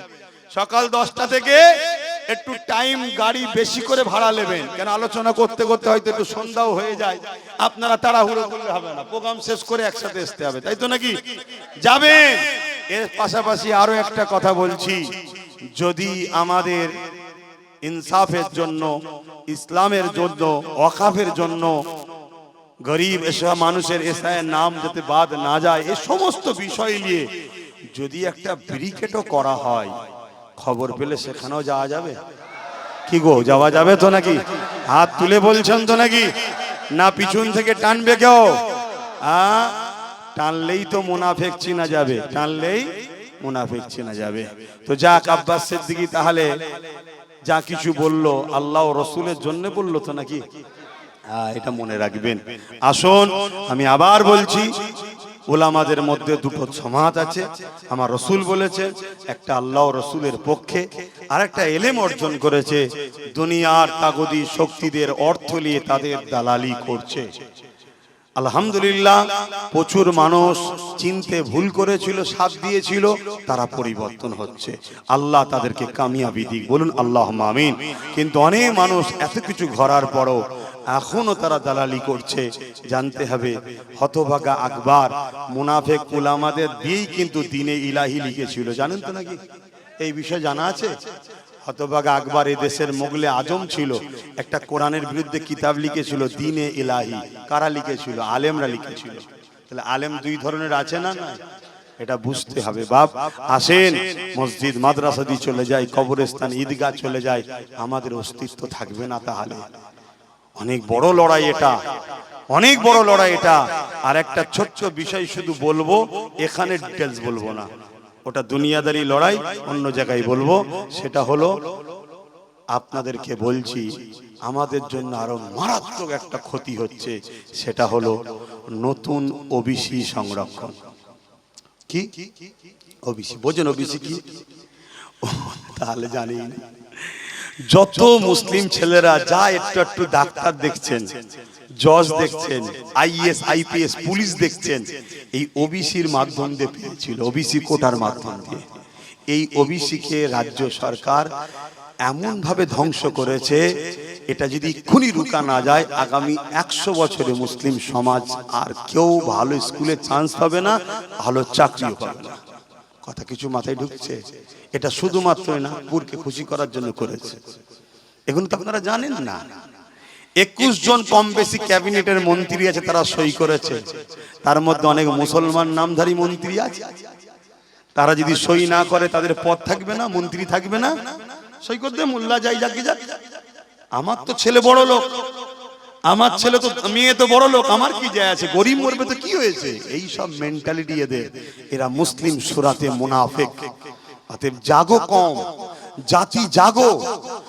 কান নিয়ে চলে গেছে বলে ছুটলে হবে না, যাচাই বাছাই করো, দেখো আব্বাস সিদ্দিকীকে দাগ লাগাতে চাইছে, দাগ আমার হজকে কেটে, আমার মুখকে কেটে এআই করে বিজেপির সঙ্গে জড়িয়ে দিচ্ছে। কেন?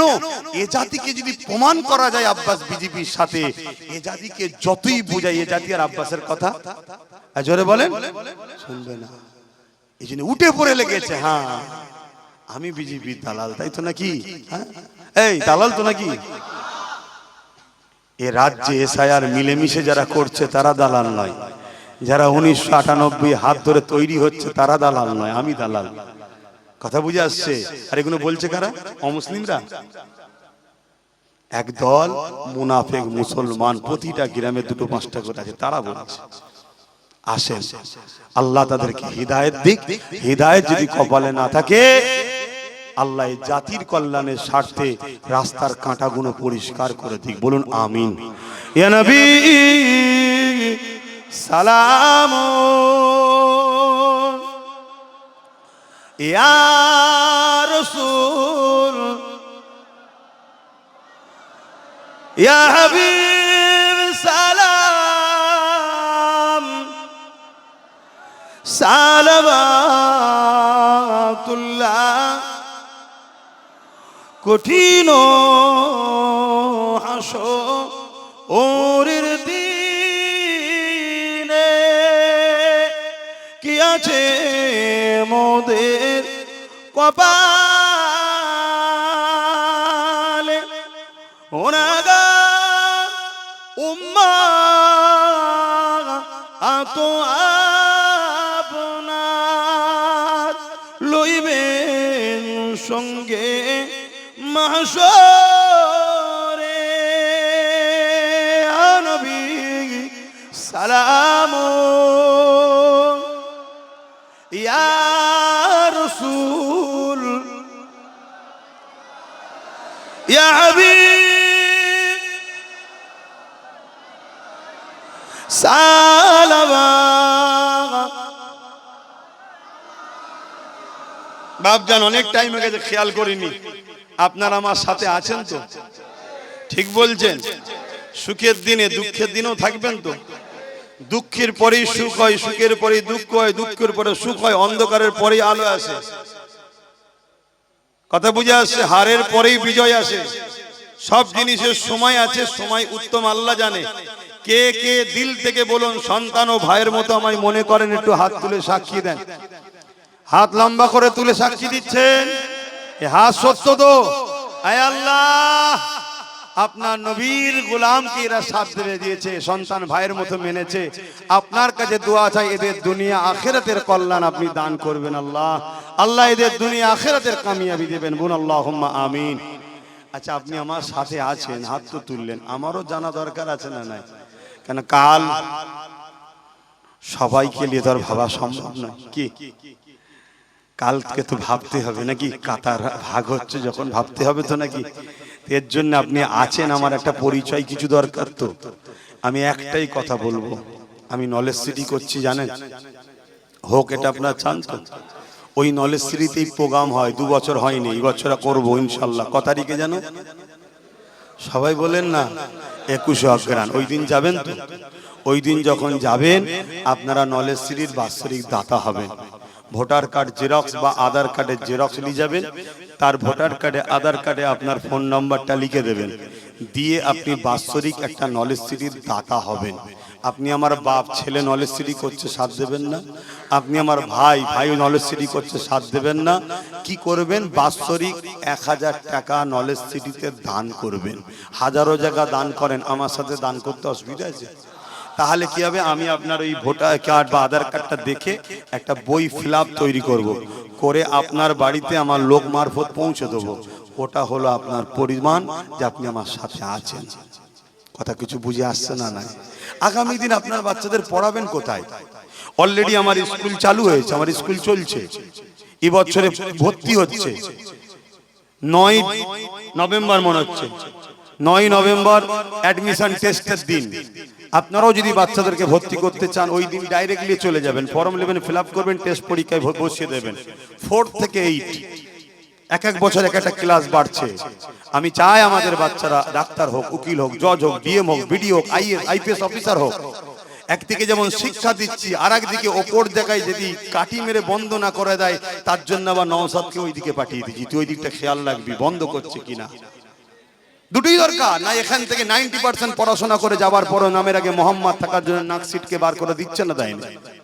তাহলে ওই জায়গাটা যাতে লুকে না দিতে পারে সেটাও জন্য লোক দরকার, সেটা ওই দিকে ও দেখছে। এই দিকে পড়াশোনা করিয়ে যদি উপযুক্ত হয়, ওটা নলেজ সিটিতে আমি তৈরি করার চেষ্টা করছি। তাই কোনো কি করে ভুল করছি? হায় হায় হায়, এরপরও আমার এক শ্রেণীর মুসলিম ভাই এখনো বুঝতে পারছে না। আসুন, যদি বুঝতে না পারেন আপনার ভালোবাসাকে বলুন না ক্ষমা চেয়ে নিতে আর চেয়ারের একটা পায়া দিতে। কথা বুঝে আসছে না? নয় দেখুন তো কত মুসলিম দরদি দেয় কিনা। না, তোরা গোলাম হ, কর্মচারী হ, পার্টনার হবি তার মানে, চেয়ারের পাশে চেয়ার দিয়ে বসবি তার মানে। কথা কিছু মাথায় ঢুকছে? হ্যাঁ, ওই সকল মুসলমানকে দেবে যারা সুরাতে সকলে মুসলমান আর ভেতরে ভেতরে সব ইসলাম ছেড়ে বেরিয়ে চলে গেছে, তাদেরকেই স্পেনের মতো সব হয়ে বসে আছে। তো যাক, তাহলে মনে থাকবে 21 অগ্রহায়ণ যাবেন, ভোটার কার্ড বা আধার কার্ডে ফোন নাম্বার দেবেন, 1000 কোটি টাকা দিয়ে ওইটা জড়িয়ে গার্ডার দিয়ে ডাইরেক্ট যেখানে দিতে বলবো সেখানে বা আমার হাতে দেবেন। ওটাকে পরবর্তীতে খুলে আপনার একটা বই তৈরি করব, তাতে 2025 সালে আপনি দাতা হলেন, দিলেন, আবার 2026 সালে ওই বইটা 1000 টাকা, বছরে 1000 করে দিতে আপনারা গরিব হয়ে যাবেন। ঠিক করে বলুন, গরিব হয়ে যাবেন? আপনার ছেলেদের পিছনে খরচ হয় না? হয় না? এক একটা বিল্ডিং তৈরি করতে আজকের বাজারে বলুন, পাইলিং করে তৈরি করতে কমসে কম 3200-2800 টাকা করে স্কয়ার ফুট। তাহলে এক একটা স্কুল তৈরি হচ্ছে, কোনটা 3 তলা, কোনটা 4 তলা, প্রত্যেকটা ভবিষ্যতে আরো বাড়বে। তো যাই হোক, আজকে যদি 4 তলা গড়েই ধরি, যত কমই হোক এক একটা তালাতে 5000, 6000, একটা ইংলিশ মিডিয়াম স্কুল তৈরি হচ্ছে 11000। তাহলে এইভাবে বলুন, 1 স্কয়ার ফুট যদি গড়ে আমি 2500 টাকা ধরছি, তাহলে কত টাকা ভাবুন তো। এক একটা বিল্ডিং 4 কোটি, 5 কোটি, 7 কোটি টাকা করে খরচ, আমার একা সম্ভব নয়। অনেক মানুষ দিচ্ছে তাই হচ্ছে, বাকি যারা আছে তাদেরও জড়ানো দরকার আছে না? নাই? বাস এই হলো কথা। এখন দোয়া চাইবো আর তাবারুক দেবে, আপনারা বসে তেলাওয়াত করুন। তাবারুক কি প্যাকেটে? তো তাহলে সামনে থেকে দেওয়া শুরু করেন, সামনে থেকে দেওয়া শুরু করেন। আর একটা ছোট্ট কাজ আছে বাপ, এই জলসাটা হচ্ছে খুশি তো নাকি? কি গো, খুশি তো? ছেলেরা যাচ্ছে, একটু পকেটে হাত দেন, যা যা খুশি একটু দান করুন। সওয়াব হবে না গুনাহ হবে? দান করলে সওয়াব হয় না গুনাহ হয়? যার যা খুশি একটু দান করুন। ছেলেরা যাচ্ছে, দেন।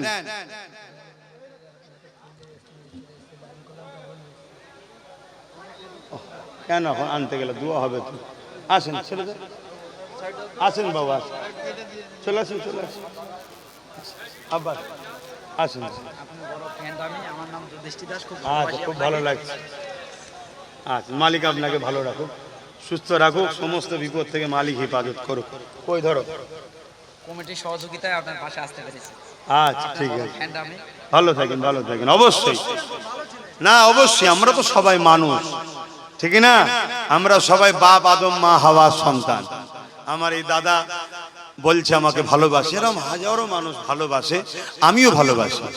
মানুষকে মানুষ ভালোবাসতে হবে। হ্যাঁ, তবে আমার ধর্ম আমার উৎসব আমার কাছে, দাদার ধর্ম দাদার উৎসব দাদার কাছে।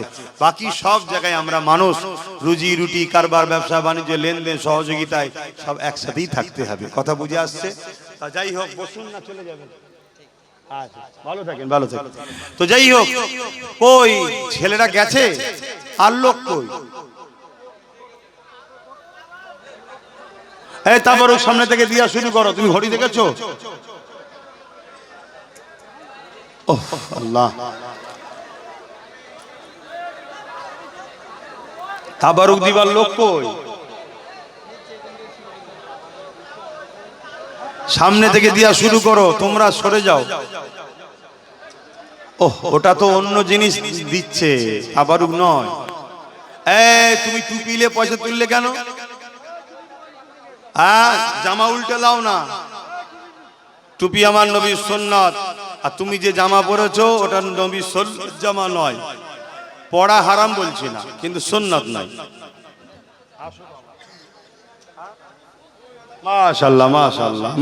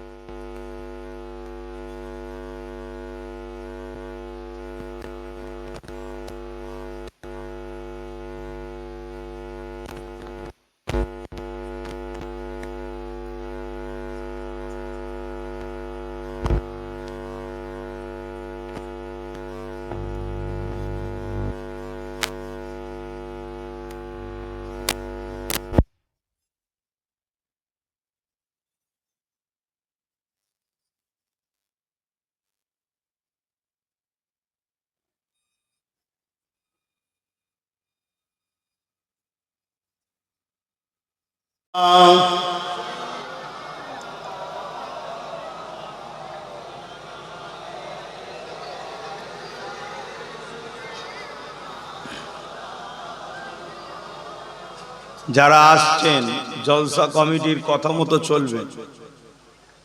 আর জলসা কমিটিকে বলছি, ঠিকভাবে যদি ব্যবস্থা করতে না পারো, কিছু ঘটলে তোমাদেরকে কিন্তু ধরবে। এবং আমিও যদি পরিবেশ খারাপ দেখি, খাতায় নোট করে রাখবো, পরের বার থেকে আর লোবো না। তোমরা নিয়ে আসবে, ছেলে খেলা করলে হবে না। সব জিনিসের একটা ভদ্রতা আছে, আদব আছে, সৌন্দর্য আছে, এটা খেয়াল রাখতে হবে। मददगार जिसी का रसूले खुदा हो, उसे और हिम्मत का परवाह किया है।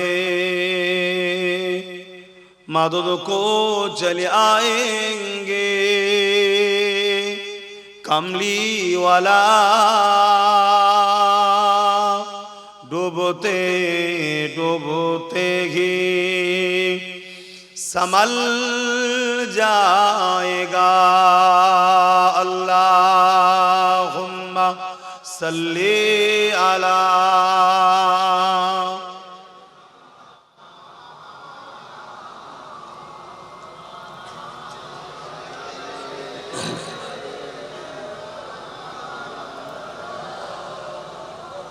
पैगंबरों का रोज़ा दिखा दे खुदाया, दरे मुद्दत से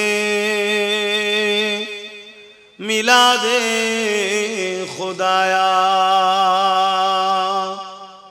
शराबे मुहब्बत पिला दे खुदाया। पैगंबरों का रोज़ा दिखा दे खुदाया। अल्लाहुम्मा सल्ली अला।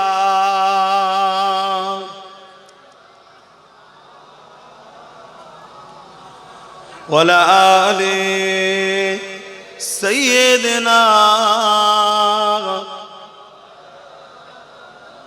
कलमे ला इलाहा इल्लल्लाह, ला इलाहा इल्लल्लाह, ला इलाहा इल्लल्लाह, ला इलाहा इल्लल्लाह।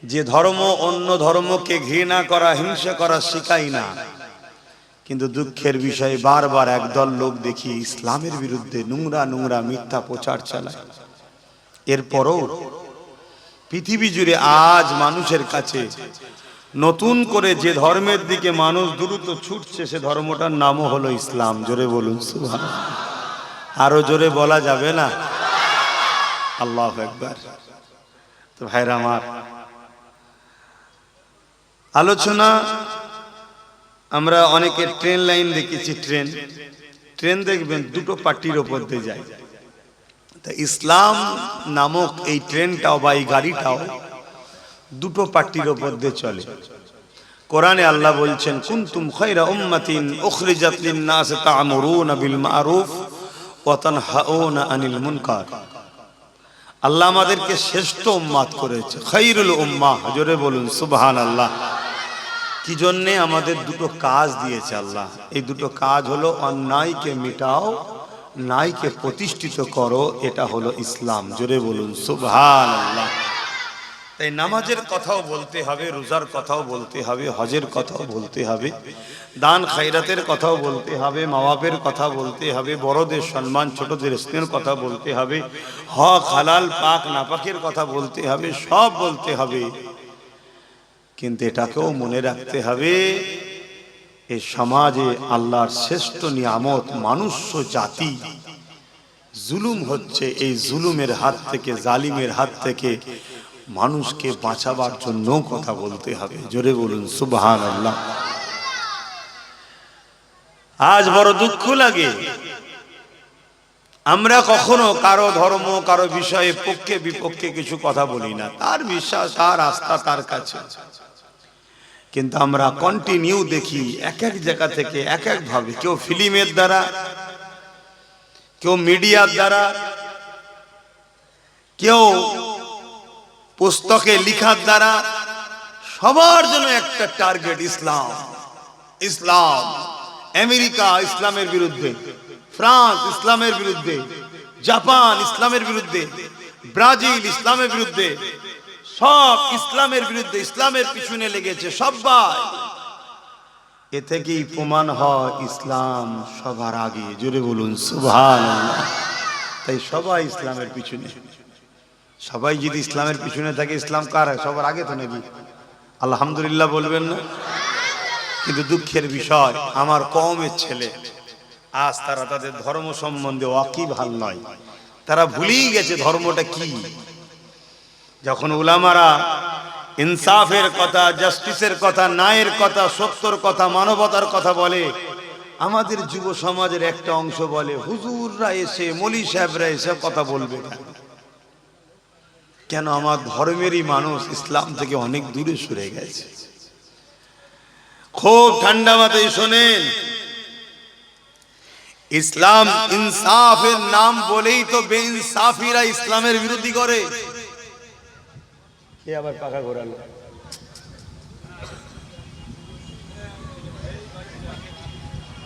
পাখাটা টানছে দিয়ে ঘোরাতে কে বললো? ঠিকই ছিল তো। আরো ঘোরান একটু,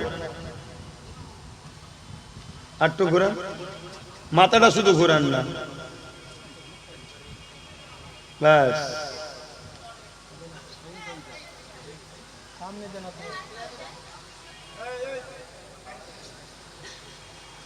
ডিস্টার্ব করবেন না। যে কোনো একটা আলোচনা করতে গেলে ব্রেন অন্যদিকে চলে গেলে সে পথটাই ভুলে যাবে। আজ ইসলামের বিরোধী করছে কারা? কারা তারা? যারা নারী দেহ শোষণ করাকে পছন্দ করে তারাই তো ইসলামের বিরুদ্ধে। যারা নারী স্বাধীনতার নামে নারীদেরকে দোকানের পণ্য দ্রব্য বানাতে চাইছে তারাই তো ইসলামের বিরুদ্ধে। ইসলামের বিরুদ্ধে কারা? যারা বৃদ্ধা মা বাপকে বৃদ্ধাশ্রমে দিয়ে তাদের সেবা যত্ন করাকে পছন্দ করে না, দিয়ে আসা পছন্দ করে, তারাই তো ইসলামের বিরুদ্ধে। ইসলামের বিরুদ্ধে কারা? যারা গরিবদের ঘরে কিতদাস দাসী বানাতে চায়, ক্ষুধার্ত বানাতে চায়, মানুষের উপরে জুলুম করতে চায়, সমাজে দাঙ্গা ফাসাদ, সন্ত্রাসী, খুনোখুনি, রাহজানি, তারাই তো ইসলামের বিরোধী করছে। কেন? ইসলাম সমাজে প্রেমের নাম, সমাজকে গড়ার নাম, ঐক্যের নাম, ভালোবাসার নাম, ভ্রাতৃত্বের নাম, মানবতার নাম। এই মুসলিম উম্মাহ, আমার যুব সমাজ, জানো, জাগো। তুমি কার কাছে সম্প্রীতি শিখতে যাচ্ছ? তুমি কার কাছে মানবতা শিখতে যাচ্ছ? কার কাছে ইনসাফ, ইনসানিয়ত, জাস্টিস জানতে যাচ্ছ? যারা ইসলামের জাস্টিসকে, ইসলামের ন্যায়কে এতটা ভয় করে, তাদের ভয় হয় যে ইসলামের আলোতে তাদের 2 নম্বরীরা জেগে না যায়, ধরা না পড়ে যায়, তাই তারা ইসলামের বিরোধী করে। তুমি তার কাছে ইনসাফ শিখতে যাচ্ছ? আল্লাহ তোমাদেরকে শ্রেষ্ঠ উম্মত করেছে না? কেন? তোমাদের কাজ কি? তোমাদের কাজ নামাজ যেমন পড়তে হবে, সমাজকে দুর্নীতি মুক্ত করতে হবে। তোমাদের কাজ রোজা যেমন রাখতে হবে, নারীদের অধিকার দিতে হবে। তোমাদের কাজ যেমন হজ করতে হবে মালদারকে, এ সমাজকে চোর মুক্ত, নেশা মুক্ত, ডাকাত মুক্ত, সন্ত্রাস মুক্ত বানাতে হবে। তোমাদেরকে যেমন রোজা রাখতে হবে, মসজিদ মাদ্রাসায় যেতে হবে, পাশাপাশি তোমাদের কাজ এটা, এই সমাজের এতিম বিধবাদের ঘরে তাদের অধিকার পাইয়ে দিতে হবে। জোরে বলুন সুবহানাল্লাহ। এক কথাই বলতে পারি, নিজেকে যেমন আল্লাহর দাসত্বে রুকু, সেজদা, তাসবিহ, তাহলিল, কোরআন তেলাওয়াত, নামাজ, রোজার মধ্যে রাখতে হবে, পাশাপাশি আল্লাহর সৃষ্টিকে জালিমের হাত থেকে বাঁচিয়ে শান্তি, সভ্যতা, নিরাপত্তার সমাজ তৈরি করতে হবে। জোরে বলুন সুবহানাল্লাহ।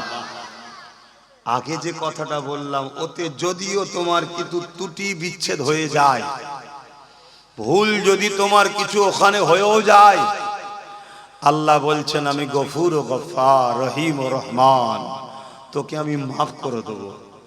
কিন্তু এই ক্ষেত্রে যদি কিছু ভুল হয়ে যায়, মাফ নাই, কেন? এটা হকুন নাস, বান্দার হক আদায় করিস নি। শুনছো তো? তাহলে নামাজ আমার জন্য দায়িত্ব, রোজা দায়িত্ব, হজ মালদারের দায়িত্ব, যাকাত মালদারকে শতকরা 2.5 টাকা গরিবকে দিতে হবে, দায়িত্ব। এখন আমার কাজ, ইসলামের ঘরে জন্ম নেওয়ার জন্য আমার ইউনিফর্ম, দাড়ি, টুপি, জুব্বা, পাগড়ি থাকবে, দায়িত্ব। কিন্তু এই জায়গায় যদি কিছু ভুল হয়েও যায়, কিছু বাদ পড়ে যায়, আল্লাহ বলছে এটা আমার সাথে হকুল্লাহ, আমার কাছে কাঁদ, তওবা কর, ক্ষমা চা, আমি বড় দয়ালু, গফুর, গফফার, রহিম ও রহমান, আমি তোদেরকে মাফ করে দেবো। জোরে বলুন সুবহানাল্লাহ। কিন্তু আমার শ্রেষ্ঠ মখলুক তোরা মানুষ,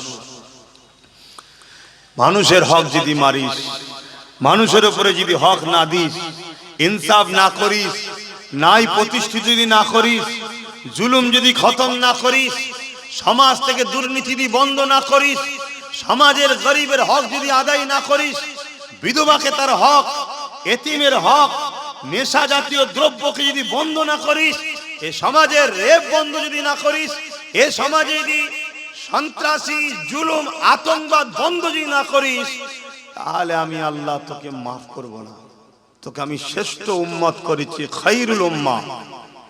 তোর কাজ এটা, শুনছেন তো নাকি? কাজ এটা। কিন্তু আমি যুব সমাজকে জিজ্ঞেস করছি, সন্ত্রাসের নিচতলায় থেকে সন্ত্রাস মুক্ত সমাজ করা যায়?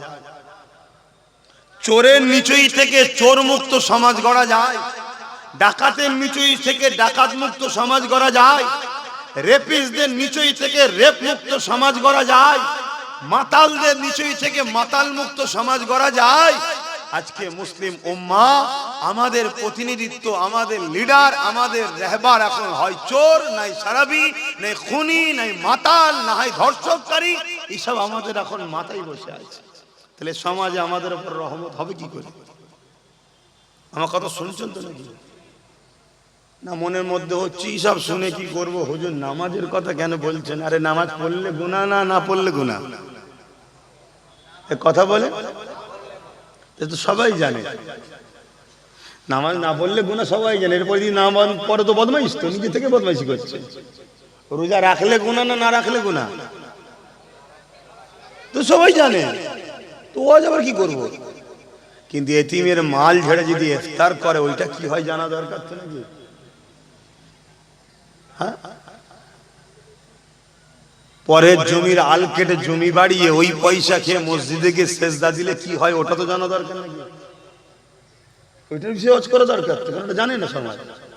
সমাজ মনে করতে সব ঠিক আছে, এক কোদাল মেরেছি তো কি এমন যায় আসছে, হ্যাঁ এটা তো জানানো দরকার।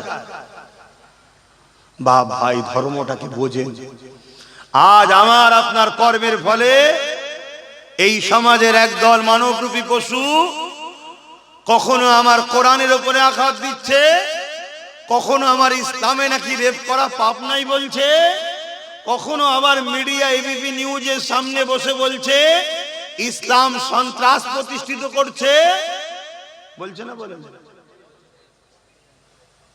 যারা বলছে এরা অবশ্যই মানবরূপী পশু, কোনো সন্দেহ নেই। তারা কোন পদে বসে আছে, কোন ভিআইপি, ও আমার দেখার প্রয়োজন না। ইসলামকে যে আঘাত দেয় তার থেকে বড় নিকৃষ্ট মানবরূপী পশু আর কিছু হতে পারে না। কেন ইসলাম ইনসাফের নাম, যে ইসলামের বিরুদ্ধে সে ইনসাফের বিরুদ্ধে। ইসলাম মানবতার নাম, যে ইসলামের বিরুদ্ধে সে মানবতার বিরুদ্ধে। ইসলাম ন্যায়ের নাম, যে ইসলামের বিরুদ্ধে সে ন্যায়ের বিরুদ্ধে। ইসলাম ক্ষুধার্ত মানুষকে খানা খাওয়াবার নাম, যে ইসলামের বিরুদ্ধে সে ক্ষুধার্ত মানুষের বিরুদ্ধে। ইসলাম এতিম, অসহায়, গরিব, বিধবা, হিন্দু, খ্রিস্টান, দলিত, আদিবাসী, শিখ, পাঞ্জাবি, মতুয়া, যে কোনো ধর্মেরই হোক, মানুষ বিপদে পড়লে তার পাশে দাঁড়িয়ে তার বিপদকে মুক্ত করার নাম ইসলাম। অতএব যে ইসলামের বিরোধী করে সে মানুষকে হত্যা করা পছন্দ করে। যে ইসলাম জানাচ্ছে একটা মানুষকে যদি তুমি বাঁচাও, পুরো মানুষ জাতিকে তুমি বাঁচালে। একটা মানুষের উপর জুলুম করো তুমি, পুরো মানুষ জাতির উপরে জুলুম করলে সেই ইসলামের উপরে যে আঘাত দেয় তাকে দুপায়ে পশু ছাড়া দ্বিতীয় কিছু মনে আব্বাস সিদ্দিকী করে না। আপনারা ভিআইপি হতে পারে, কেন সভ্য শব্দ আপনারা কি আমার সাথে একমত তো নাকি? কারা কারা একমত একটু সাক্ষী দেন, হাত তুলে। একমত তো নাকি? আলহামদুলিল্লাহ। এখন হাত তুলতে যদি কারো অ্যালার্জি দেয় নাও থাক, তুলতে পারে, কিন্তু না তুললে আপনি ওই ক্যাটাগরিতেই যাবেন, অসুবিধে কিছু নেই। এই কথা বুঝছেন না? বুঝুন না। আজ কি হচ্ছে, আজ কি শুনতে হচ্ছে? ভাই আমার কথা অসুবিধা হচ্ছে। একটা ঘরে আগুন লেগেছে, খুব ঠান্ডা মাথায় বুঝবেন, একটা ঘরে আগুন লেগেছে।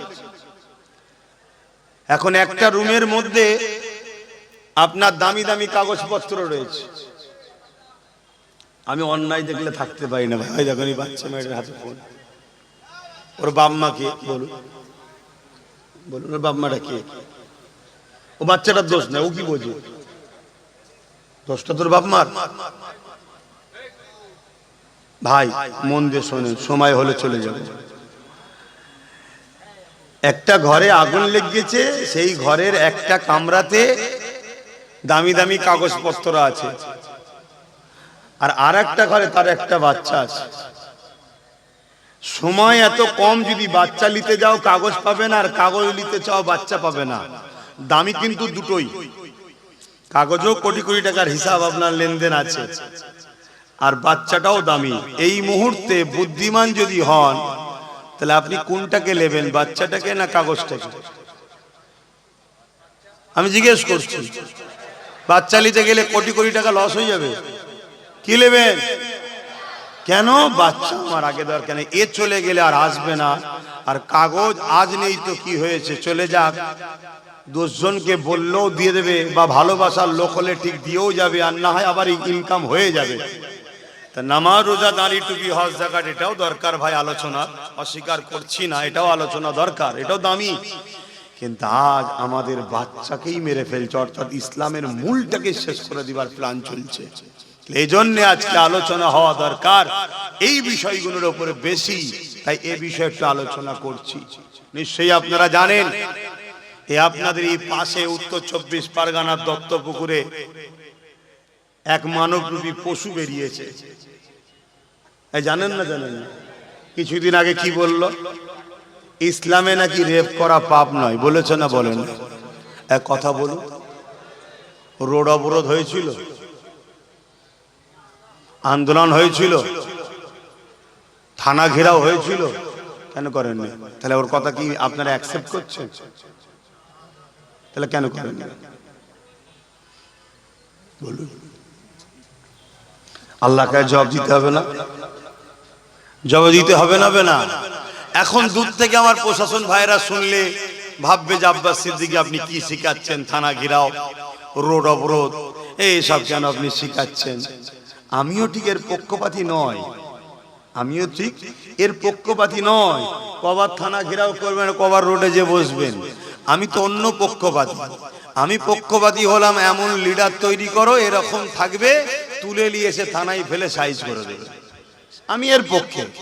কিন্তু আমি জাতির কাছে জানতে চাইছি, অন্য রাজ্যে কিছু হলে, অন্য দেশে কিছু হলে এই রাজ্যে লোক রাস্তায় নামে, রোড অবরোধ হয়, হ্যান হয়, ত্যান হয়, কিন্তু এই রাজ্যে যখন একজন এত বড় কথা বলল, এত বড় কথা যে ইসলামে নাকি রেপ করা পাপ নয়, তার মানে ইসলাম রেপের পক্ষে, এটাই তো নাকি? তো কই কিছু হলো না কেন? আমি এই জায়গাটা বুঝতে চাইছি, কথা কিছু মাথায় ঢুকছে? অথচ আল্লাহ নবী, নূহ নবী, দয়া নবী কি শিক্ষা দিয়েছে শুনে রেখে দাও। কেউ যদি জিনা করে, ব্যভিচারী করে, রেপ তো অনেক দূরের কথা, তাকেও কলা পর্যন্ত পুঁতে দিয়ে পাথর নিক্ষেপ করে করে তাকে হত্যা করে দাও। এ যুবকেরা, তরুণেরা, সেই ইসলামের ওপরে এত বড় মিথ্যা কথা বলার এর কারণটা কি? এর কারণ হচ্ছে একটাই, ইসলামের ইনসাফের কাছে, ইসলামের ন্যায়ের কাছে, ইসলামের সত্যের কাছে এদের 2 নম্বরই ধরা পড়ে যাচ্ছে। এরা নিজেদের কাছে কোনো দিক দিয়ে কেনার হতে পারছে না, এই বারবার ইসলামের নামে মিথ্যা প্রচার করতে লেগেছে। কিন্তু আপনাদেরকে জানিয়ে দিয়ে যায়, আমার রাসূলুল্লাহ মক্কা জমিনে এসে নবী আমার কলেমা দাওয়াত দিয়ে দিলে, লা ইলাহা ইল্লাল্লাহ মুহাম্মাদুর রাসূলুল্লাহ, আল্লাহ কে সিওয়া दूसरा कोई মাবুদ ही नहीं, মুহাম্মদ আল্লাহর প্রেরিত রাসূল। এটা বলার পরে আল্লাহ নবী বলেছিলেন, এ মিশরে মানুষেরা, এ মক্কার মানুষেরা, নারীদের উপরে জুলুম বন্ধ করো, নারীদেরকে অত্যাচার বন্ধ করো, নারীদেরকে রেপ করা, হত্যা করা বন্ধ করো। তাহলে ইসলামের প্রথম কাজ নবী আমার শুরু করলেন, নারীদের উপরে জুলুম বন্ধ করো। আরো জোরে বলুন সুবহান। তাহলে ইসলাম নারীদের বিরুদ্ধে না পক্ষে? একটু আওয়াজ বুঝতে পারছেন না নাকি? এটা আওয়াজ দেন। ইসলাম নারীদের পক্ষে না বিরুদ্ধে? নারীদের অধিকার দিবার পক্ষে না বিরুদ্ধে? ইসলাম রেপ করা কি ইজাজত দিয়েছে? তাহলে এত বড় কথা বললো, হাজার হাজার থানায় নাকি কেস হয়েছে, ধরেছে? কেন ধরবে বলুন, কেন ধরেন না? অথচ আপনার গ্রামে একটা ছোটখাটো নেতাকে যদি আপনি একটু বলেন যে 8 ইঞ্চি ঢালাই রাস্তাটা 4 ইঞ্চি হলো কেন ভাই, অমনি পুলিশ এসে তুললি যাবে না যাবে না? তো একে ধরছে না কেন? আমি এইটা বুঝতে চাইছি যে আমাদের গার্জেন নেই, যারা ধরে যে প্রশাসন, ওই প্রশাসনকে নিয়ন্ত্রণ করার গার্জেন আমাদের কেউ নেই। যে বলেছে সে আমার দুশ্মন, যাকে আমরা ক্ষমতায় বসে রেখেছি সে ওদের বোন, আমাদের কেউ নয়, তাই তুলছে না। কথা মাথায় ঢুকছে না? ঢোকে না? ওকে তোলা দরকার আছে না? না, আপনারা একে তোলার পক্ষে কারা কারা একটু হাত তুলে দেখান, হাত তুলে বলুন তোলার পক্ষে তো নাকি? তাহলে তুলছো কই? আপনাদের ঘরে 5 পয়সা দাম দেয় না, আপনাদের ঘরে মনে করে মাফ করবেন, হাড় ছুড়বো, সুখে সুখে চলে আসবি, আবার 5 বছর আমাদের গোলাম হয়ে থাকবি। এই জিন্দেগিটা থেকে বেরোবেন না আপনারা? একটু হ্যাঁ কি না বলেন, বেরোবেন না আপনারা? আল্লাহর গজবে পড়লে তারপরে বেরোবেন? এখনো সময় আছে, ভাবেন। আল্লাহ নবী, নূহ নবী, দয়ার নবী দুনিয়ার মানুষ দিগকে জিজ্ঞাসা করতে লাগলেন, এ মক্কা এলাকা মানুষেরা, তোমরা নারীগুলোকে জ্যান্ত কেন পুঁতে দাও? কেননা আমার রাসূলুল্লাহ আসার আগে আইয়ামে জাহিলিয়াতের যুগে মানুষরা নারীদের ঘরে জ্যান্ত পুঁতে দিত। পুরো পৃথিবীর চরিত্র এমন ছিল, নারীদেরকে ভোগের পাত্রী বানিয়ে দিয়েছিল, নারীদেরকে বাজারে নিলামে তোলা হতো, তাদেরকে ধনীরা খরিদ করে নিয়ে যেত, তাদের উরসের সন্তান হতো, ওই সন্তান যদি পুত্র সন্তান হতো, ওই সন্তানটাকে নিয়ে নারীটাকে হত্যা করে দিত। এই ছিল পৃথিবীর চরিত্র। ১৫০০ বছর আগের কথা বলছি। আল্লাহ নবী নূহ নবী দয়ার নবী এসে ওই নারীর বাবাদের ঘরে বলতে লাগলো, কেন আপনারা নারীগুলোকে জ্যান্ত পুঁতে দিচ্ছে? আমি রাসূলুল্লাহ জানতে চাইছি। ওই সময় তারা বলেছিল, আব্দুল্লাহর বেটা মুহাম্মদ, নারী হলো অশুভ, নারীদের বাঁচার কোনো অধিকার নাই, নারীর বাবার মাথায় হাত হয়ে থাকে, এই জন্য নারী হলে আমরা জ্যান্ত পুঁতে দিই। এ মায়ের জাতেরা মন দিয়ে শোনে, এ মায়ের জাতেরা মন দিয়ে শোনে। এই পৃথিবীতে যারা এক আল্লাহকে মানতো না, যারা এক আল্লাহর অনুসারী করতো না, যারা এক আল্লাহর দাসত্ব করতো না, ৩৬০টা নকল খোদাকে মানতো, তারা নারীকে কত অসভ্য মনে করতো, নারীগুলোকে জ্যান্ত পুঁতে দিত। আমার নবী পাক এসে তাদেরকে বুঝালেন, না না না, এটা তোমাদের কুসংস্কার। মহান স্রষ্টা যিনি পুত্র সন্তান দেয়, তিনি কন্যা সন্তান দেয়, কারণ এদের দুজনের মিলনের বিনিময়ে পৃথিবীতে মনুষ্য জাতির আবির্ভাব হবে, মনুষ্য জাতির বিকাশ হবে, মনুষ্য জাতি বাড়তে থাকবে। এই নারীদের সম্মান আছে, নারীদেরকে মেরে দিও না। আল্লাহ নবী বুঝাতে লাগলে, এ দুনিয়ার মানুষেরা, আল্লাহ নবী জানিয়ে দিল, কারো ঘরে যদি প্রথম কন্যা সন্তান হয়, এর মানে ওই বাপকে আল্লাহ জান্নাতে সংবাদ দেয়। আরো জোরে বলুন সুবহান।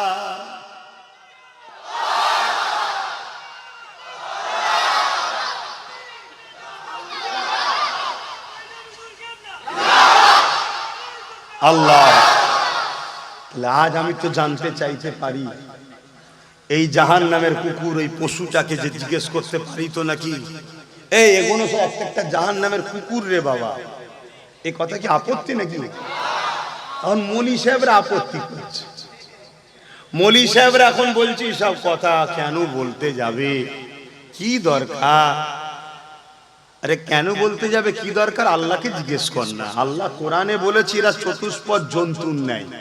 চতুষ্পদ জন্তুর মধ্যে একটা জন্তুর নাম হলো কুকুর, আর একটা জন্তুর নাম শুকর। জানেন তো নাকি? আমি শুকর বলিনি, কপালে হাত বুলো যে কুকুরটা বলেছি। আল্লাহ শুকরও বলেছে, শুনছেন না? শোনেন। এবং আল্লাহ আরেকটু বেশি বলেছেন কি, উলাইকা বালহুম আদাল, শুকরের থেকেও নিকৃষ্ট এরা।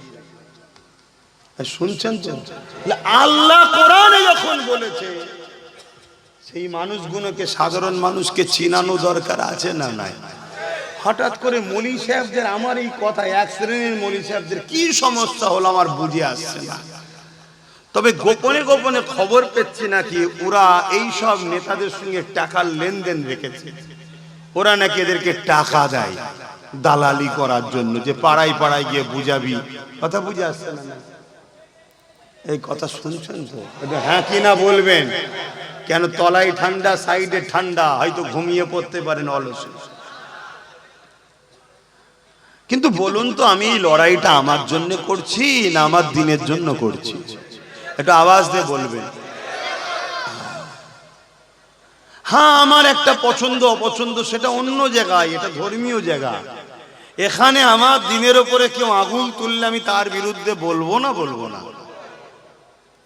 আজকাল কিছু মৌলানা বেরিয়েছে ফেরাউনের বিরুদ্ধে বলে না। আরে ফেরাউন কি করেছে বলছিস কেন? ওর বিরুদ্ধে ফেরাউন কি করেছে? না, ফেরাউন অত্যাচারী জালিম শাসক ছিল, বনি ইসরাইল যখন খুব মেরেছে, আল্লাহ দাবি করেছে, এজন্য বিরোধী করে, তাই নাকি? তাহলে বিরোধী করা দরকার আছে না নাই? হ্যাঁ, ঠিক কথা, বিরোধী। আচ্ছা, নমরুদের বিরোধী করিস কেন ভাই? এই একদল মৌলী সাহেবের নমরুদের বিরুদ্ধে বলে না? এই বলে না কেন নমরুদের বিরোধী করিস ভাই? বলছে নমরুদ জালি, অত্যাচারী, বদমাইশ, খোদা বিরোধী, আল্লাহর সঙ্গে যুদ্ধ করে বলেছিল, ইনসাফ করতো না, তাই তার বিরোধী করি। ঠিক না বেঠিক গো? তাহলে সত্যি বিরোধী করা দরকার। কিন্তু ওই মৌলী সাহেব গুলোকে জিজ্ঞেস করেন, এজিদের বিরোধী করিস কেন? এজিদ ওখানে জায়গা হচ্ছে না, বসছে ওইদিকে, তোমাদের খেয়াল করে তো লাভ নেই। এজিদের বিরোধী করিস কেন? বলবে এজিদ সারাবি ছিল, এজিদ রাজ দরবারে তো নারীদের নিয়ে নাচ করত। কথা কোনোকে শুনবে মন দিয়ে? এজিদ আমার রসুলের দ্বীনের বিরুদ্ধে কথা বলতো, এজিদ কথা বুঝে আসছে, এমন করে নেকায় মোতাকে জায়েজ করে দিয়েছে, এজিদ ইত্যাদি ইত্যাদি সব অন্যায় জুলুম কাজ করত। অত্যাচারী শাসক ছিল এক কথায়, তাই তার বিরোধী করি। কথা বুঝে আসছে তো নাকি? তাহলে আজকে যদি কারো সঙ্গে ফেরাউনের মিল পাওয়া যায়, কারো কাজে যদি নমরুদের মিল পাওয়া যায়, কারো কাজে যদি এজিদের মিল পাওয়া যায়, তার বিরোধী করবি না? বলছে না। কেন? বলছে ওগুলো তো মরে গেছে, ওর বিরুদ্ধে বললে কেস টেস হবে না, তাই বলছি। জেন্ত ফেরাউনের বিরুদ্ধে বললে যদি কেস হয়ে যায়। এ কথা শুনছেন না শোনেননি? আপনি যদি বলতে না পারেন না বলগে যান, কিন্তু কেউ যদি বলে, আপনি যদি সত্যি উলামা হন, তার তো সাপোর্ট করা দরকার আছে না নাই?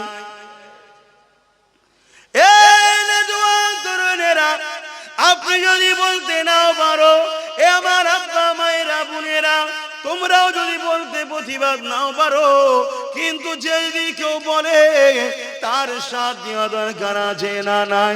কিন্তু দুঃখের বিষয় আজকে দেখছি সাথ দেওয়া তো দূরের কথা, আজকের ফেরাউনদের সঙ্গে একদল উলামা মিশে গেছে, আজকে নমরুদদের সঙ্গে একদল উলামা মিশে গেছে, আজকের এজিদের সঙ্গে একদল আলেম উলামা ইমাম মিশে গেছে। মিশে গিয়ে তাদের অর্থ খেয়ে দালালি করছে, ইসলামের পক্ষে কথা না বলে, গরিব উম্মার পক্ষে কথা না বলে, ইনসাফের পক্ষে কথা না বলে, মানবতার পক্ষে কথা না বলে, খোদার্থ মানুষের পক্ষে না কথা বলে, জালিমদের দালালি করতে লেগেছে। অথচ নবী আমার জানিয়ে দিলে, এক ইহুদি আল্লাহ নবীর কাছে আসলো, ইসলামের সব থেকে ভালো কাজ কোনটা? আল্লাহ নবী জানিয়ে দিলেন, খোদার্থ মানুষকে খানা খাওয়ানো। এ যুবকেরা, তরুণেরা, খোদার্থ মানুষকে খানা খাওয়ানো ইসলামের সব থেকে ভালো কাজ। কিন্তু আজ আমরা খোদার্থ মানুষকে খানা যারা দেয়নি, খোদার্থ মানুষের খানা যারা কেড়ে নিচ্ছে, খোদার্থ মানুষের রুজি রুটি যারা কেড়ে নিচ্ছে, খোদার্থ মানুষকে আরো যারা গরিব বানাতে চাইছে, তাদের পক্ষপাতিত্ব যদি করে, এই উলামা গুলোকে আল্লাহ নবীর ভাষাতে শাররুল উলামা বলা হয়, মন্দ উলামা বলা হয়। একদল উলামা সব থেকে আগে জান্নাতে যাবে, তাদেরকে খায়র উলামা বলা হয়। একদল উলামা সব থেকে আগে জাহান্নামে যাবে, যারা দুনিয়ায় ইলম অর্জন করেছে, কিন্তু দুনিয়ার জমিনে তাগুতি শক্তি দালালি করে জাহান্নামে সবার আগে যাবে। এই যুবকদের জানিয়ে দিয়ে যায়, এটা আজকে নতুন নিয়ম নয় গো।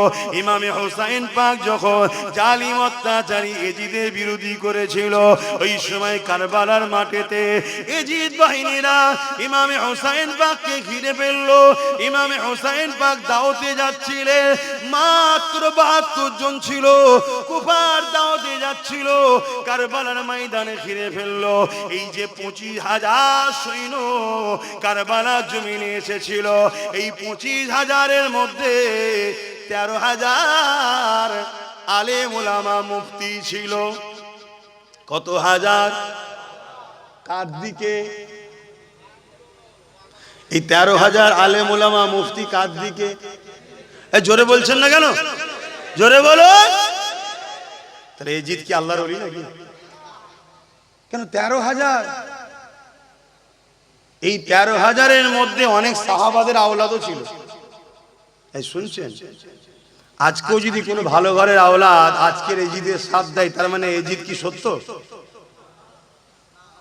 কথা বলছেন, ভয় লাগছে? পুলিশ ধরে যাবে? আল্লাহ ছাড়া অন্য কাউকে ভয় করাই তো হারাম। আর যে আল্লাহ ছাড়া অন্য কাউকে ভয় করে সে বারবার মরে। আর যে আল্লাহকে শুধু ভয় করে, দুনিয়ার প্রত্যেকটা জালিম তাকে ভয় করে। জোরে বলুন সুবহানাল্লাহ। কারো কাছে যদি কোনো দেশে যদি পারমাণবিক শক্তি থাকার দরুন ওই দেশকেই যদি সবাই ভয় করে, ওর সাথে লাগিস নি কেন রে, ওর দেশে পারমাণবিক শক্তি আছে। পারমাণবিক শক্তিটা কি? ছোটখাটো বিষয় তো। আপনি বলবেন একটা দেশ চলে যাবে, তো কি হয়েছে? একটা দেশ চলে যেতে পারে একটা পারমাণবিক বোমার হামলায়, তাও বলছি ছোট বিষয়, ওটা কোনো ব্যাপারই নয়। ওটা তো মানুষের ব্রেন থেকে তৈরি হয়েছে। মানুষকে যে ব্রেনটা আল্লাহ দিয়েছে, ওই ব্রেনটার দাম কত? পারমাণবিক বোমার থেকে বেশি না ছোট? যে ব্রেন থেকে পারমাণবিক বোম তৈরি করেছে, ওই বোম একটা দেশকে ধ্বংস করতে পারে, তাহলে সেই ব্রেনটার দাম কত? আমি কিছু বুঝাতে পারছি তো নাকি? তাহলে ওই ব্রেনটা যিনি দিয়েছে, তিনার পাওয়ার কত? এক কথা বুঝে আসছে? তিনি যদি কারো দিলে থাকে, তাকে দুনিয়ার জালিমরা ভয় করবে। অতএব আল্লাহকে দিলে রাখো, ভয় আল্লাহকে খাও। কথা বুঝে আসছে? আজকে আকসার মুসলমানের হৃদয়ে জালিম, অত্যাচারী, স্বৈরাচারী, আজকের ফিরআউন, আজকের যারা নমরুদ, আজকের যারা সাদ্দাত, এই কেন্দ্র সরকারকে মুসলমান ভয় করে। ভুল বললাম? কেন কে ভয় করে? ভয় করলে কখনো বিজয় হয়? তোমাদের তো উচিত এই ফেরাউনের বিরুদ্ধে লড়াই করতে হবে, এই ফেরাউনকে মিটাতে হবে, এই নমরুদকে মিটাতে হবে। যে ফেরাউন, যে নমরুদ আজকে আমার মসজিদ, মাদ্রাসা, কবরস্থান, ঈদগাহ ওয়াকফ আইন করে শেষ করে দিতে চাইছে, এর বিরুদ্ধে লড়াই করতে হবে। আর তাকে আকসার মুসলমান ভয় খেয়ে বসে আছে। আরে তোকে পিলান মাবি ভয় খাওয়ানো হয়েছে, যদি তুই ভয় খেয়ে যাস তার মোকাবেলায় কখনো তুই নামবি না। কথা মাথায় ঢুকছে না? ঢোকে না? এটা তো ওদেরই চালারা প্রচার করছে, বিজেপিরই চালা, তারা প্রচার করছে তোর হৃদয়ে বিজেপির ভয় ঢুকাবার জন্য। আমার কথা বুঝছেন না? বোঝেন না? এই বাঘ মারতে যাবে কেউ? বলো বলো, বাঘ মারতে যাবে কেন? আমাদের অন্তরে বাঘের ভয় ঢুকায় আছে। কি বাঘ খেলবে, বাঘ মেরে ফেলবে, বাঘ এই করবে। এই ভুল বলছি নাকি? ঠিক তেমনি আমাদের অন্তরে বিজেপির ভয়টা ঢুকানো হয়েছে। কেন ঢুকানো হয়েছে? যাতে করে ওদের মোকাবেলায় আমরা না যাই। ওই মেরে ফেলবে, ওই শেষ করে দেবে, ওই এই করে দেবে। আমার কথা বুঝছেন তো না উল্টো বুঝছেন আবার? কেন এখন তো ভালো দুনিয়া নেই। কেউ মদ খাচ্ছে, কেড়ে নিলে গাল দেবে, আর মদ দিলে বলবে দুলা ভাই, আর কেড়ে নিলে আর একটা যেটা বলে সেটা বলবে। ওটা আর বললাম না, কিন্তু কথাটা ভালো কথা, কিন্তু শুনতে লোক বলে খারাপ লাগছে। ওটাও তো আত্মীয়তা নাকি, বড় কুটুম যাকে বলা হয় রে বাবা। কিন্তু ওটা একটা চলতি ভাষায় কি বলে ডাকে জানে? ওটা বললে লোক বলে গাল দিচ্ছে 4 তারিখে। ওটা তো হাকিকাত। কি ওটা তো হাকিকাত, আত্মীয়ই বলে তো নাকি? কিন্তু ওইটা বললে লোক বলে গাল দেয়, ওটা বলতে পারলাম না। কিন্তু আর একটা যেটা বললে লোক খুশি হয় দুলা ভাই, সেটা বললাম। তাহলে মদ দিলে বলবে দুলা ভাই, আর কেড়ে নিলে ওইটা বলবে। কিন্তু দিলে উপকার না কেড়ে নিলে উপকার করলাম ভাই? কেন? খেলে লিভার নষ্ট হবে, কিডনি নষ্ট হবে, শরীর ফুলবে, মেন্টালিটি ডিপ্রেশন, হ্যামারেজ হবে। কোন দিন বউকে মা বলে পায় কদমবসি করবে। আশা খারাপ লিওনি, হাকিকাত হচ্ছে না, হয় না? রাস্তায় শুয়ে আছে, কুকুরকে জড়িয়ে ধরে চুমু খেচ্ছে। কথা দেখেছেন না? দেখেন না? কুকুর ঠ্যাং তুলে মুখে দিচ্ছে, ও বলছে থাক এখন পানি খাবনি, থাক থাক। কি হয় না? হয় না? তাহলে যে জিনিসটা খেয়ে আপনার বিবেক বুদ্ধি হ্রাস হয়, মনুষ্যত্ব শেষ হয়ে যায়, সেই জিনিস বিক্রি করেই আমাদের নেত্রী গর্ব করে আমি মদে ফার্স্ট। কথা মাথায় ঢুকছে না? ঢোকে না? আর এই মাতাল সরকারকে মুসলমানরা গর্বের সাথে সাপোর্ট করে, যে মাতাল সরকার যুগ যুগ জিও। কথা কি গায়ে লেগে গেল নাকি? তাহলে আওয়াজ ঠিক পাচ্ছি না কেন? গায়ে লেগে গেল? ইসলামে মদ হারাম না হালাল? জোরে বলেন। আমার দেশের সংবিধান মদের পক্ষে না বিরুদ্ধে? আমার দেশের সংবিধান মদের পক্ষে না বিরুদ্ধে? জানোই নি তোমরা, আমার দেশের সংবিধান ও মদের বিরুদ্ধে। তোমার জানা নেই, জেনে লাও আজকে। এই জন্যই তো আই লাভ মাই ইন্ডিয়া, এই জন্যই তো আমার দেশের সংবিধান এত সুন্দর। আমার ধর্মীয় কোন কাজকে আমার দেশের সংবিধান ডিস্টার্ব করে না, আর আমার দেশের সংবিধান আমার কোন ধর্মীয় কাজের বাধার কারণ হয়নি। আমি গর্বিত, আমি ভারতীয়, কিন্তু আমরা জানি না, আলাদা কথা। জেনে নাও আজকে আমার দেশের সংবিধান নেশা জাতীয় দ্রব্যের বিরুদ্ধে, আমাদের সেটা জানা নাই। কিন্তু আজকে সংবিধানের বড় বড় পদে বসে মদ ব্যবসায়ী হয়েছে, মদ ব্যবসায়ী। তাহলে বলো, এই জাতিতে ডিভোর্স হবে না হবে না? অ্যাক্সিডেন্ট হবে না হবে না? ক্রাইম হবে না হবে না? খুন হবে না হবে না? 100টা যদি খুন হয়, 100টা মানুষ যদি মারা যায়, তার মধ্যে 80টা মদের কারণে। তাহলে এই মদ বন্ধর দরকার আছে না না? এখান থেকে ফু দিলে মদ বন্ধ হয়ে যাবে? তাহলে আমি বুঝাচ্ছি, মদ বন্ধ দরকার। বন্ধ করার জন্য যেখানে আইন তৈরি হয় সেখানে আমার লোক দরকার আছে না নাই? কিন্তু ওই জায়গায় তো আপনারা নেই। ওই জায়গায় বলবেন না, ওই জায়গায় তখন বলবেন না ও দরকার নেই। ওই জালিমের ভয় ভেতরে, জালিমের ভয় ভেতরে ঢুকে বসে আছে। কথা কিছু মাথায় ঢুকছে? এই করে করি তো শেষ। শেষ হতে হতে হতে হতে আজকে এমন জায়গায় এসে গেছি, এই পর্যন্ত পুঁতে গেছে আমাদের। এখন সবার মধ্যে একটাই চিন্তা, কি হবে বন্যারে? থাকবো তো? নাম থাকবে তো? কি এই টেনশনটা আপনাদের মধ্যে ঢুকলো কেন? আপনারা এসছেন অন্য দেশ থেকে, তাহলে ঢুকলো কেন বলে? তাহলে ঢুকানো হয়েছে, ঢুকানো হয়েছে। হ্যাঁ, এবারে